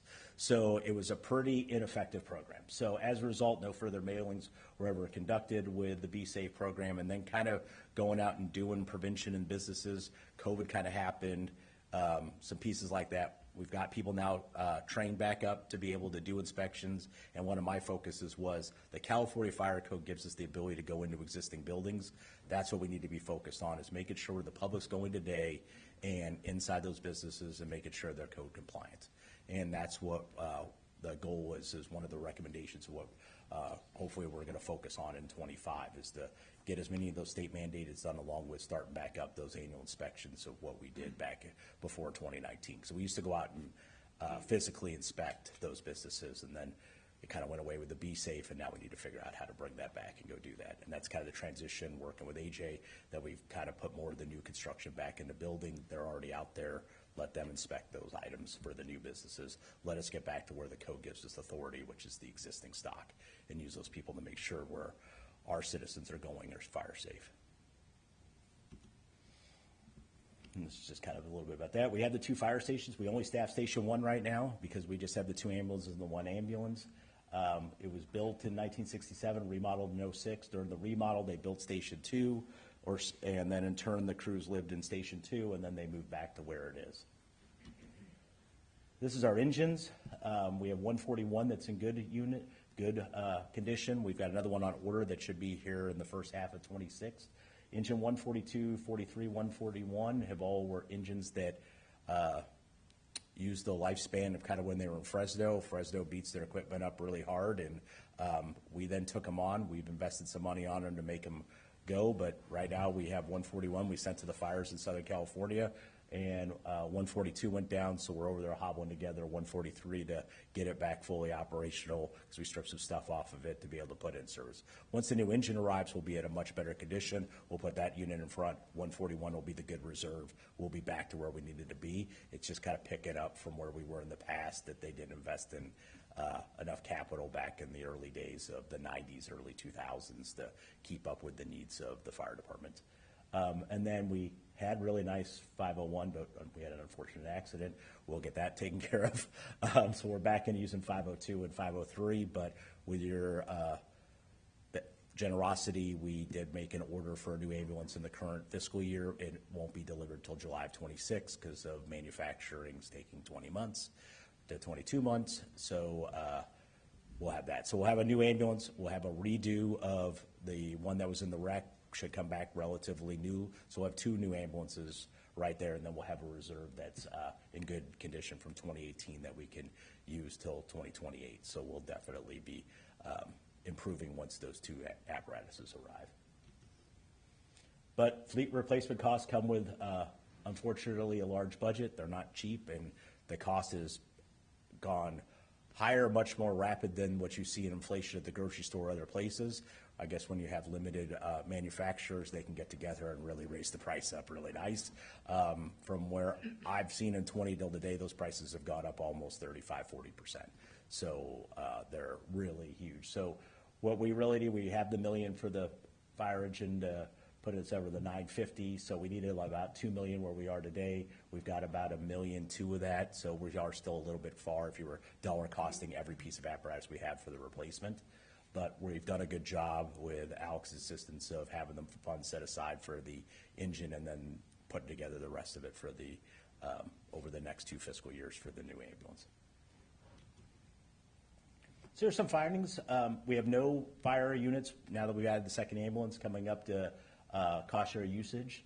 Fire Station 1 is the most strategically located fire station in the community, so that's the best place to respond from. We do have some limited operational resources, so we really rely heavily on automatic aid units. We're not currently dispatching an FPA 17 recommended number of people. And our call volume, like most places, I've only seen 2 that are the opposite. This is our call volume as people wake up, calls start to increase. They peak around 4 or 5, and then they start to go down about 8 or 9 as people go to sleep. New Orleans and Clark County and Vegas are the only ones I've seen the opposite. It's slower during the day, and as it gets darker and people get more drunk, the calls increase. It's the only 2 out there I've seen the inverse of every other practical fire department out there. So that's where we are there. Part of the 2 40-hour positions, the management analyst or administrative person and the fire chief, cannot complete all the best practice industry standards with only the 2 of those positions. The 3 main department programs, training, EMS, prevention, are put on the on-duty captains. And the community would like to see some form of us doing more public education. I've been back and look.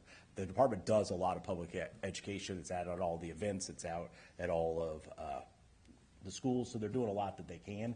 But that is what they said. So it's in here as the findings. And just a couple of the recommendations is just, how can we go back to our auto aid partners or some sort of agreement with Fresno County to try to increase that engine 71 and maintain that, so we've got the right amount of resources coming, looking at our staffing levels for the future for administrative support or, up 1 battalion chief position somewhere in the future, obviously as funds arise or pieces like that, but and then kind of tracking our performance and making sure we have some little bit better quality assurance on our fire reports and our EPCRs. And then working on how I said, trying to inspect all of our commercial occupancies, and we got to update some guidelines and stuff like that. But that completes my report. Okay, I did that all without breathing. And this is just a receive and file, so just want to make you aware of it. I gave you the highlights. It's like 180 pages, the whole document. That really shows what we dove into, what we looked at, and kind of a roadmap for the chief and the department to work on in the future, and kind of give you an idea of when we do come for the ask. We really looked at what we are doing in order to, it's just not we want it, it's more of this is why we want it, and we looked at the reasons why is what we put it all together for. That concludes my presentation. Well, I better keep it in case I got to go back. Any questions or comments? This is not an action item. Thank you, John. I just quick comment. Thank you for filling in as intern fire chief. I really do appreciate the education and what you brought to the community here. We met 30 years ago, and it was kind of fun to come full circle and work together again. And so it's been a joy, and I appreciate everything you brought to our community here. You're still Kingsburg inside. So I can still come to Kingsburg and cross railroad tracks. All right, I appreciate it. But thank you so much again. It's been my pleasure. Absolutely my pleasure. Thank you. Thank you, John.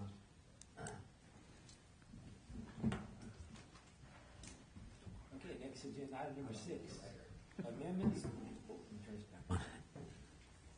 Next amendment item, and the next agenda item is number 6, amendments to the City of Kingsburg building, fire existing building, and property maintenance codes. Staff report by building official A.J. O'Connell. Good evening, Mayor Pro Tem and City Council. A.J. O'Connell, building official. Since the implementation of the 2022 Building Standards Code, as adopted in the Kingsburg Municipal Code, city staff has continually reviewed and analyzed the code for improvement based on our unique setting within the state. As a result of this, the Building Division, in conjunction with the Fire Department, are proposing for council consideration 7 amendments to the adopted codes within Kingsburg. These proposals stem from direct observations found during field inspections, entitlement and plan review, and emergency response. These amendments also reflect a need to adjust our codes to reflect our climatic and geological realities here in Kingsburg. While I will gladly go into more detail of each of the 7 amendments should the Mayor Pro Tem and Council desire, I'll just provide a brief summary of each proposal. Number 1, the city has seen a rise in inquiries regarding relocatable buildings. The Building Division has also issued permits for relocatable buildings for accessory dwelling units and restrooms at a number of our local parks. These structures are manufactured at an off-site location and then brought into the city. They are then established as real property. This proposal seeks to establish reasonable requirements for the movements and permitting of these buildings. Number 2, ensuring the safety of personnel working on rooftop equipment and appliances is a key focus of the Building Division. The second proposal is to require the installation of permanent fall protection devices on all roofs where equipment or appliances are likely to be serviced. Number 3, as alluded in the previous presentation regarding the Fire Safety Master Plan, ensuring cost recovery for the fire department responses is necessary for a successful department. The third proposal establishes a cost recovery mechanism enshrined within the fire code that will allow our fire department to reasonably recoup losses for responses related to fire code violations. Number 4, the building and fire codes establish requirements for the installation of fire sprinklers using prescriptive methods. The determinants for the sprinklering is related to many different factors in the code, such as size, height, number of exits, etc. This oftentimes leads staff into responding to inquiries on whether sprinklers being required as, well, it depends. The Building Division and the Fire Department are seeking to establish clear-cut requirements for when fire sprinklers are required. I do want to note that this proposal does not override any previously established prescriptive requirements that are outlined in the code. Number 5, while during review of various developments, city staff has had to make interpretations of the designation of fire access road widths as it pertains to divided roadway situations. This proposal seeks to clarify the measurement of fire access road widths. Number 6, our typical dense fog weather in the winter months significantly reduces visibilities for responding emergency personnel. Quick identification of addresses during these weather events is crucial for maintaining our quick responses. This amendment would establish a sliding scale for address identification number heights. Finally, the building and fire codes do not adequately address the specific use of commercial pet boarding facilities. As I'm sure we can all agree, the long-term safekeeping of our pets should warrant a reasonable level of safety requirements for their well-being. The proposed requirements would ensure that staffing levels, smoke and carbon monoxide detection, and fire suppression are present in these types of facilities. California state law requires that any proposed amendments be substantiated as necessary with regards to either climatic, geologic, or topographic considerations of the authority. As indicated in the draft resolution and supported in your staff report, all of these proposed amendments have a supporting nexus of applicability with regards to Kingsburg's specific climatic and geological realities. Approval of these amendments will be required to be filed with the State of California Building Standards Commission, Housing and Community Development, and the State Fire Marshal. The proposed resolution and ordinance in front of you conform to their recommended formatting. It is the recommendation of staff that the council first adopt the presented resolution, which establishes the findings of fact of local climatic and geological conditions. Fortunately, this afternoon, staff did discover a minor technical error in the adopting ordinance that is in front of you. The last sentence of paragraph 1 in section 1 inaccurately cites section 2. It's supposed to be section 3.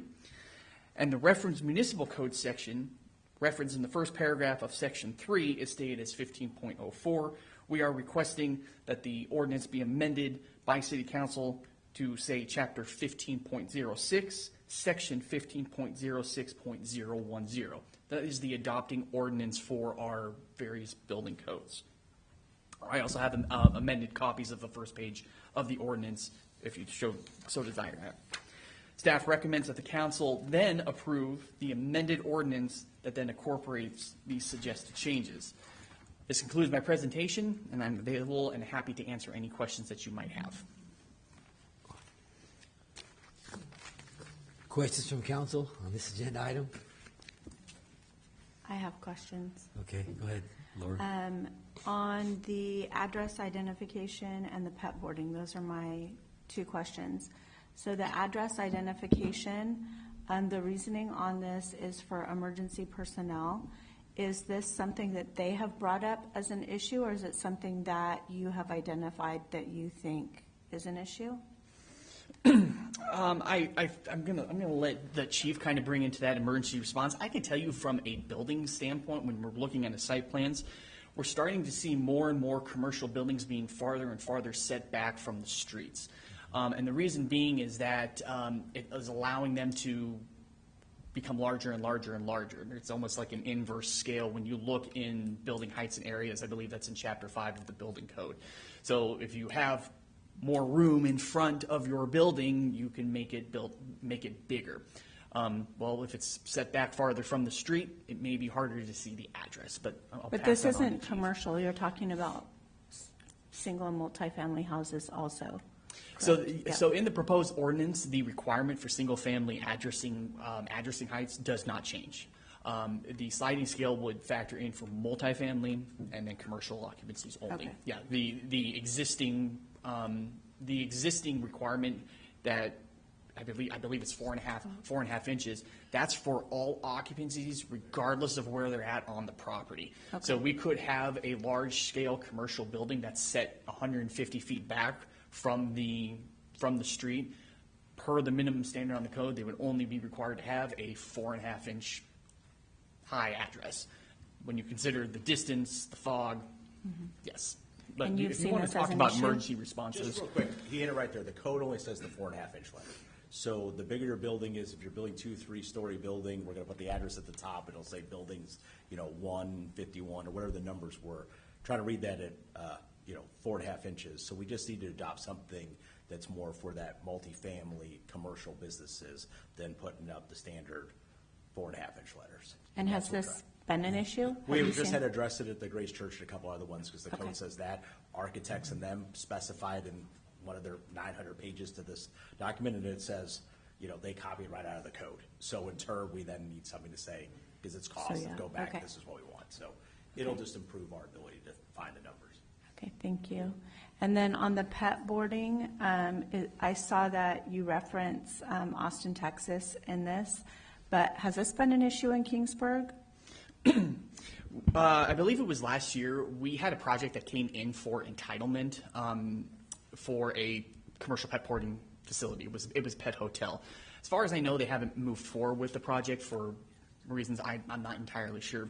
However, when we were in the process of reviewing the site plan, we realized that there are no operational standards for that. We have operational standards for hospitals, we have operational standards for gas stations, and these operational standards are essentially what happens after the certificate of occupancy has been issued for the building, after the building division essentially leaves the building.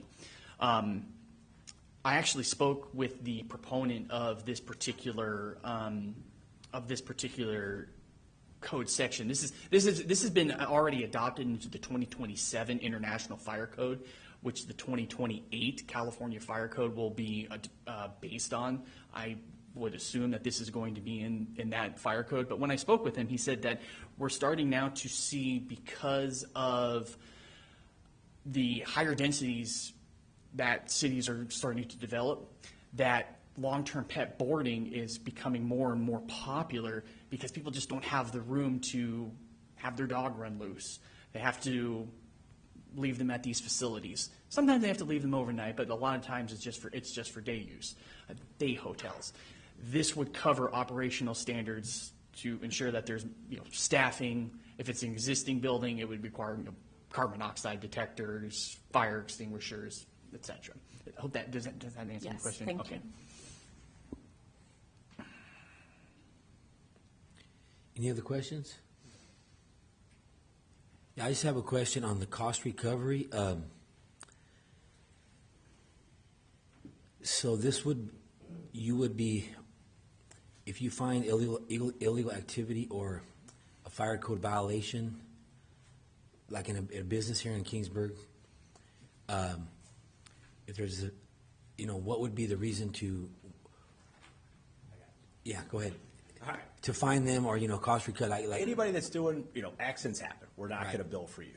But if you're doing illegal activity such as stealing power from your neighbor's home and running a marijuana grow or something along those lines and it catches fire, we want to be able to go back to the property owners because why should we defer that cost that it's going to be to the good law-abiding citizens of Kingsburg?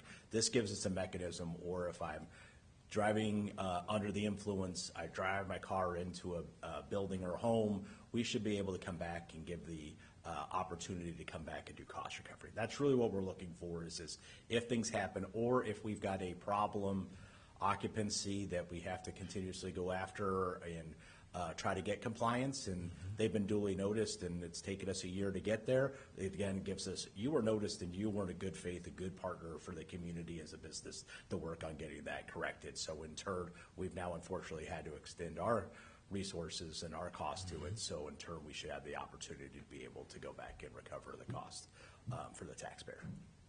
But pretty much 95% of everything else is never going to be billed. That's part of your taxes. It pays for the service. Other than the ambulance, so we're clear the ambulance is for a fee for service, but the fire engine is not, or is part of your taxes that we pay for. Okay, that answers my thank you.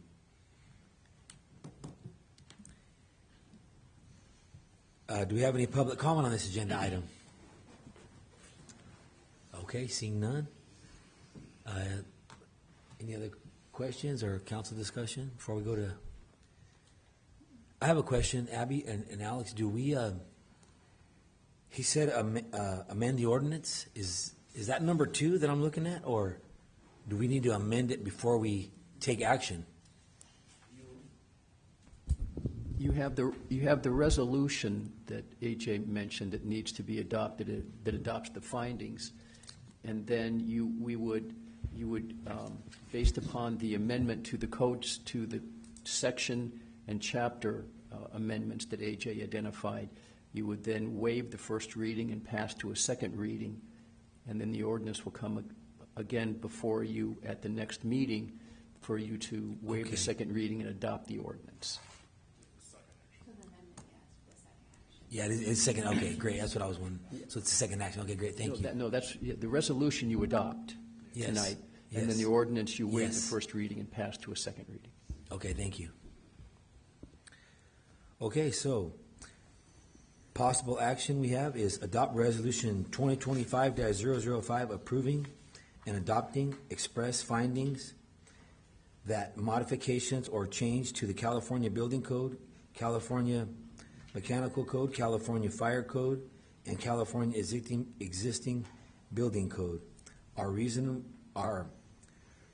necessary due to local climate and geological conditions. Can I get a motion? I'll make that motion. Second. I got a motion and a second. All in favor? Aye. Aye. Okay, number 2. Waive the first reading and introduce ordinance 2025-01 and ordinance amending various chapters and sections within said chapters of Title 15 of the Kingsburg Municipal Code and pass the ordinance to the second reading and adoption at the City Council meeting on February 7th, 2025 with the following recital constituting reading the title of the ordinance. An ordinance amending various chapters and sections within said chapters of Title 15 of the Kingsburg Municipal Code. I'll make that motion. Second. Motion and a second. All in favor? Aye. Aye. Thank you. The motion passes. Thank you. Thank you, AJ. Thank you, AJ. Thank you, John. Okay, moving on. Number 7, we have develop impact fee report for fiscal year 2023-24, staff report by Finance Director Alma Collado. Good evening, City Council. Every year, cities are required by the Mitigation Fee Act to provide a public report on development impact fees. Development impact fees are charges on new construction to help the city build and maintain facilities that serve the growing community. These fees help fund public services and infrastructure needed for new developments. The annual report for the fiscal year ending June 30th, 2024 includes information about fees collected, how they were used, and the remaining balances. We have 9 types of development impact fees in Kingsburg: water system, traffic facility, public safety, specialized recreation, general government, sewer connection, storm drain, traffic impact zone, and parks and recreation. Every 5 years, the city must review unspent fees and report the purpose of the fees, how they relate to planned projects, and the expected timelines for completing those projects. The annual and the 5-year attached and this staff report were posted on our website for public review on December 10, 2024.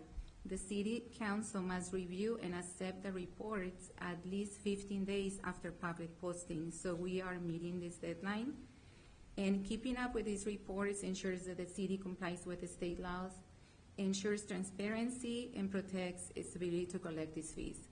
The action requested from Council tonight is to adopt the resolution 2025-006, accepting the development impact fee reports for fiscal year 23-24. This concludes my report, and I'm happy to answer any questions. Questions from council? This agenda item?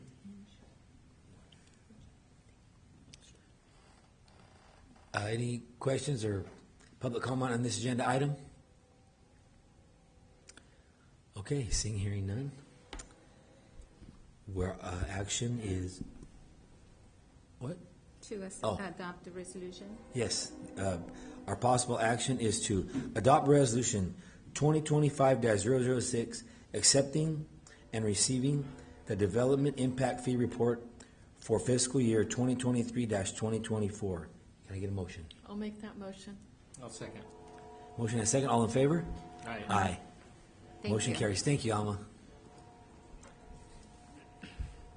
Number 8. You're welcome. Thank you. Next agenda item, we have 2024 crime stats and general police update. Presentation by Police Chief Neil Dadian.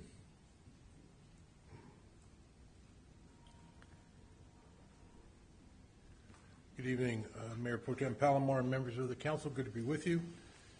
And hope you're as excited about the new year as I am. Yes, I am. No, I'm serious. I am. I love Yeah, the I new am. Me year. too.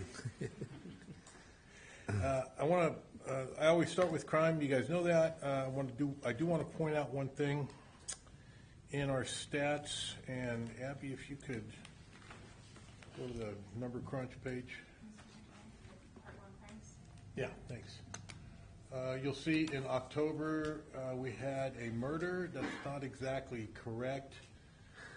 It was a vehicle collision, DUI, and actually a manslaughter, but the way it's reported to the FBI, which is what you're seeing, how we report to the FBI, they capture murder, manslaughter, negligent homicide. All of that is just lumped into murder. When we report it to the state of California, they do break it down a little more finite, whether it's manslaughter, voluntary manslaughter, negligent homicide, et cetera. So it's a little more parsed out at the state level, but we just were forced by the Uniform Crime Report to lump it all into murder, but it wasn't an actual murder. It was it was a tragic situation where somebody lost their life on a DUI collision, but I wanted to point that out. Overall, we had a 13% decline in Part 1 crimes over 2023, and I'm just going to give you a little bit of a year-end report. So I'm pretty happy about a 13% decline. By comparison, we had a 22% decline end of year last year, 2022, 35% overall. So that's really good.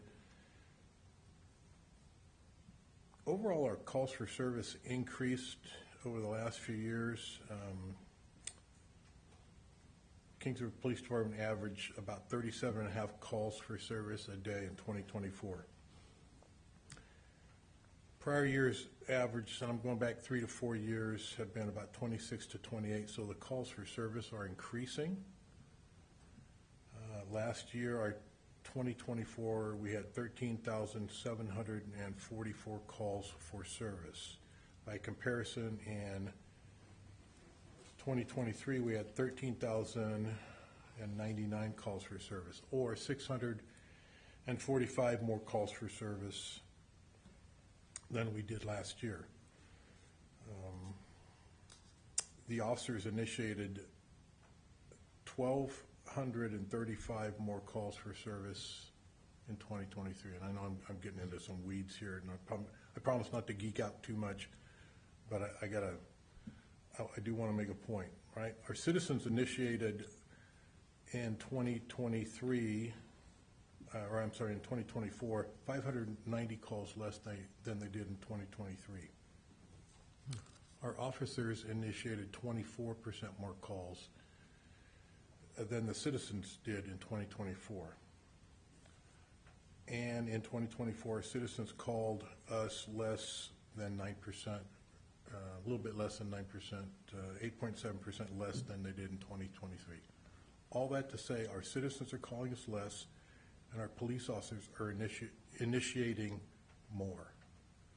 We're out there in front of things 24% more this year than we were last year.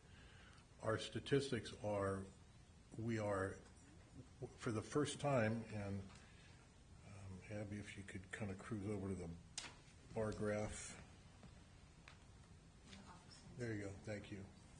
You take a look at that, and the police officers are initiating more traffic than our citizens are calling, and our citizens are calling us less, almost 9% less than they did last year.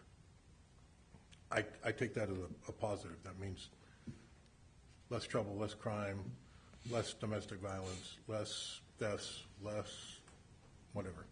So I'm pretty happy about that. And then the police officers are getting out there more and doing what I want them to do, which is getting in front of crime. So I am pretty darn happy overall about the performance over the last couple of years, and I just want to point that out. Our Part 1 common crimes are still vehicle thefts, burglaries from vehicles, and thefts from the vehicle that are left open or unlocked. So the difference is if the car is locked, it's a burglary. If the car is unlocked, the windows left down or just unlocked, then it's a theft from the vehicles, and that's kind of the low-hanging fruit stuff, and we still have a lot of that. And then domestic violence. And then we still get some other stuff, like just Monday, somebody was warming up their truck because it's, frosty out there in the morning and left it unattended and somebody stole it early morning. So those types of things continue to happen. We're also going to be putting out some public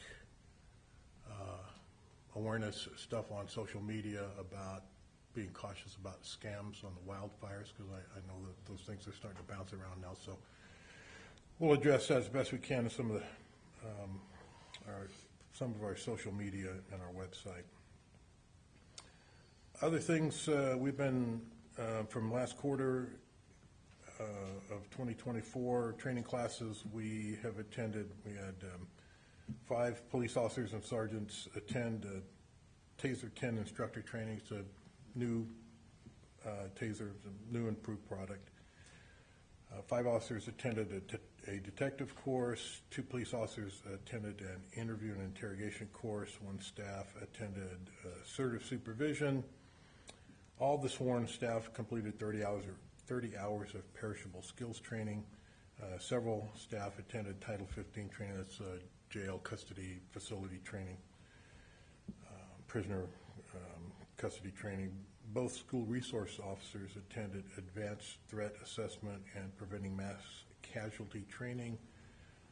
Sergeant Forlines was accepted into the Sherman Block Supervisory Leadership Institute, and he has attended 3 of those 8 sessions, so very happy for him for that. That's quite a commitment to do. Basically 1 week a month over 8-month period, and a handful of the other sergeants have graduated from that over the years. Sergeant Carey and Detectives Colegio and Guzman attended Celebrate Celebrate Certified Operator Training, which is basically techno speak for you can rip the information out of a cell phone. It's just teaching them how to do that with the equipment. We've had 2 patrol cars, recently purchased patrol cars marked, and 1 admin car upfitted and put into service. 1 other recent purchased patrol car and admin car in various stages of upfitting, so we're getting that done. These are 2024 cars that we only received in, I think it was August of last year, and then in November, early December this year, we received delivery of 2 2025 patrol cars. So we've ordered the equipment for those. Our service provider, Cook's Communication, anticipates that coming in, and hopefully we can have those upfitted and out in the field by the end of March. And the Clovis Police Department donated to us a 2014 BMW motorcycle, and we're going to get that decals, radio, and all that stuff Kingsburg branded and put into service. And that thing only has 32,000 miles on it, but they're pretty good about giving it to us. They gave us one.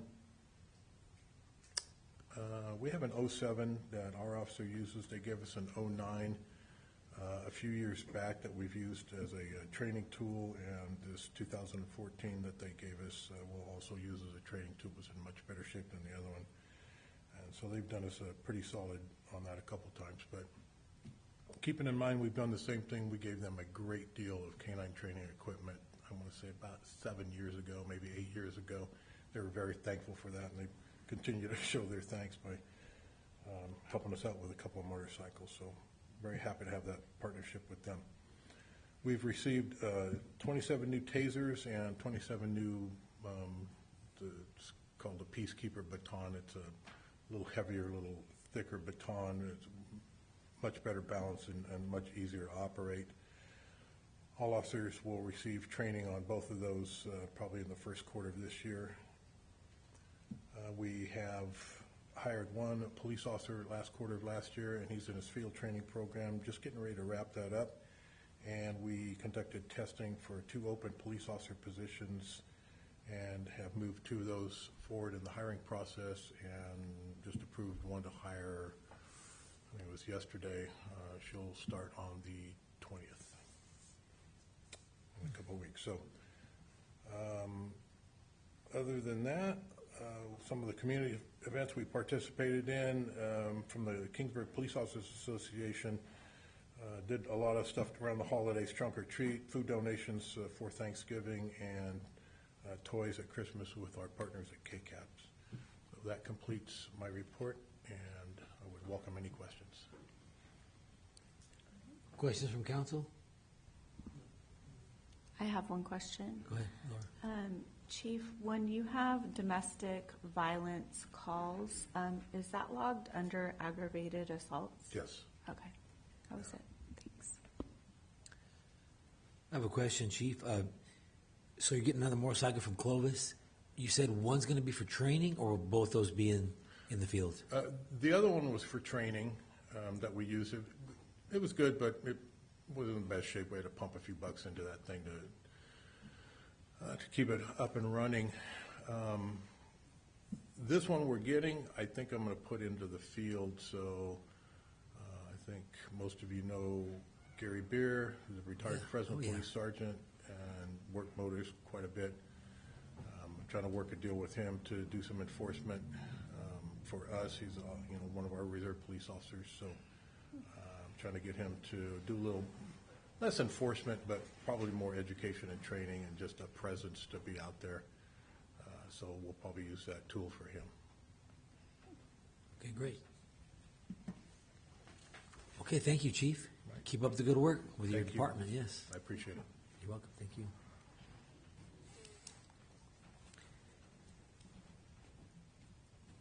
Next, we have future agenda items. We have none. City manager's report.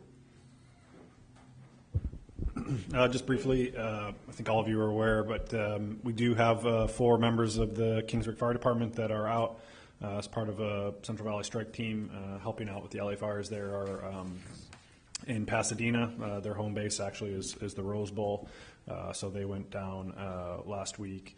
Are anticipated to go the full 14 days, but our thoughts are with them. And then we are planning to participate every year. HUD puts together, they have end of January, there's a point in time count, which you do a homeless count in all jurisdictions. So Chief Dadian has a couple of officers that will be attending that training so that they can participate in that. And we're reaching out to some partners with KCAPS as well to see if there's any volunteers that would like to go along with officers. So that occurs at the end of this month. So that concludes my report, but happy to answer any questions. Thank you, Alex. Next, we have council reports. We'll start with Councilman Silva. Thank you so much. Kingsburg Healthcare District was canceled due to several illnesses and lack of a quorum. So they'll be meeting again hopefully next month. And then Economic Development Committee has not met, but just a few little brief updates. Quick Corner is proceeding with their development with the fuel station. It looks like the forms are in for the actual foundation, so they're making progress there. The old Bento to Go location looks to be progressing with a new restaurant, a smash burger type restaurant. So that's good news. We'll have another option for food in that building. And then one other notable, the Swedish Mill. I know that a lot of people pay attention to the Swedish Mill. That is still progressing as well, and they're coming up on their permit to extend their permit. So they've done several steps, or they're in process of doing several steps to extend that permit extension. So I think that's promising that they are still progressing in a positive way there to get that business up and running. And then that concludes the Economic Development Committee, and the South Kings GSA has not met, so nothing to report there, and that concludes my report. Thank you, Dave. Councilmember North. Good evening. BID met last week, and there was discussion over a digital sign with a vendor. And it's something that could potentially might come to us if they decide to move it on. That was the only new thing. Chamber of Commerce, nothing new to report out from that. The next meeting for BID is on February 4th. The next chamber meeting is on February 11th. Centerpoint quarterly meeting, the next quarterly meeting is January 29th in Parlier. You're invited to tag along with me if you would enjoy doing that. That's it. Chamber Mixer. There's a Chamber Mixer on Tuesday also, I heard, at GSM at 5:30. Okay.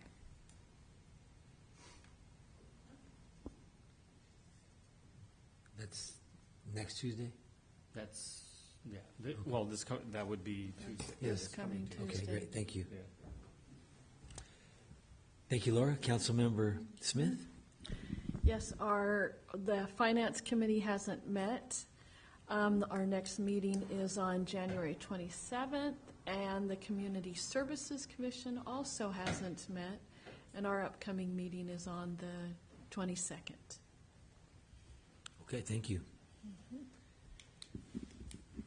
For me, public safety, we have not met since our last meeting. We meet February 12th. Planning Commission met last week on Thursday. In that meeting, they held Brown Act training. And SKF, we met last Thursday. We received an audit report for fiscal year 2023-24, and we voted to accept the audit report for fiscal year ending June 30th, 2024. And the only other thing I have is also next Tuesday, if anybody wants to come, to the high school gym. Kingsburg's going to wrestle our rival Selma. And JV start at 6:30, and varsity is immediately following, so about 7:30. So I hope to see everybody there watching my team wrestle. And that's all I have. Thank you. Next, we have, we're going to report out of regular meeting. We're going to adjourn regular city council meeting into closed session. Public Employment California Government Code, Section 54957. So thank you, everybody. I should. That's a good idea.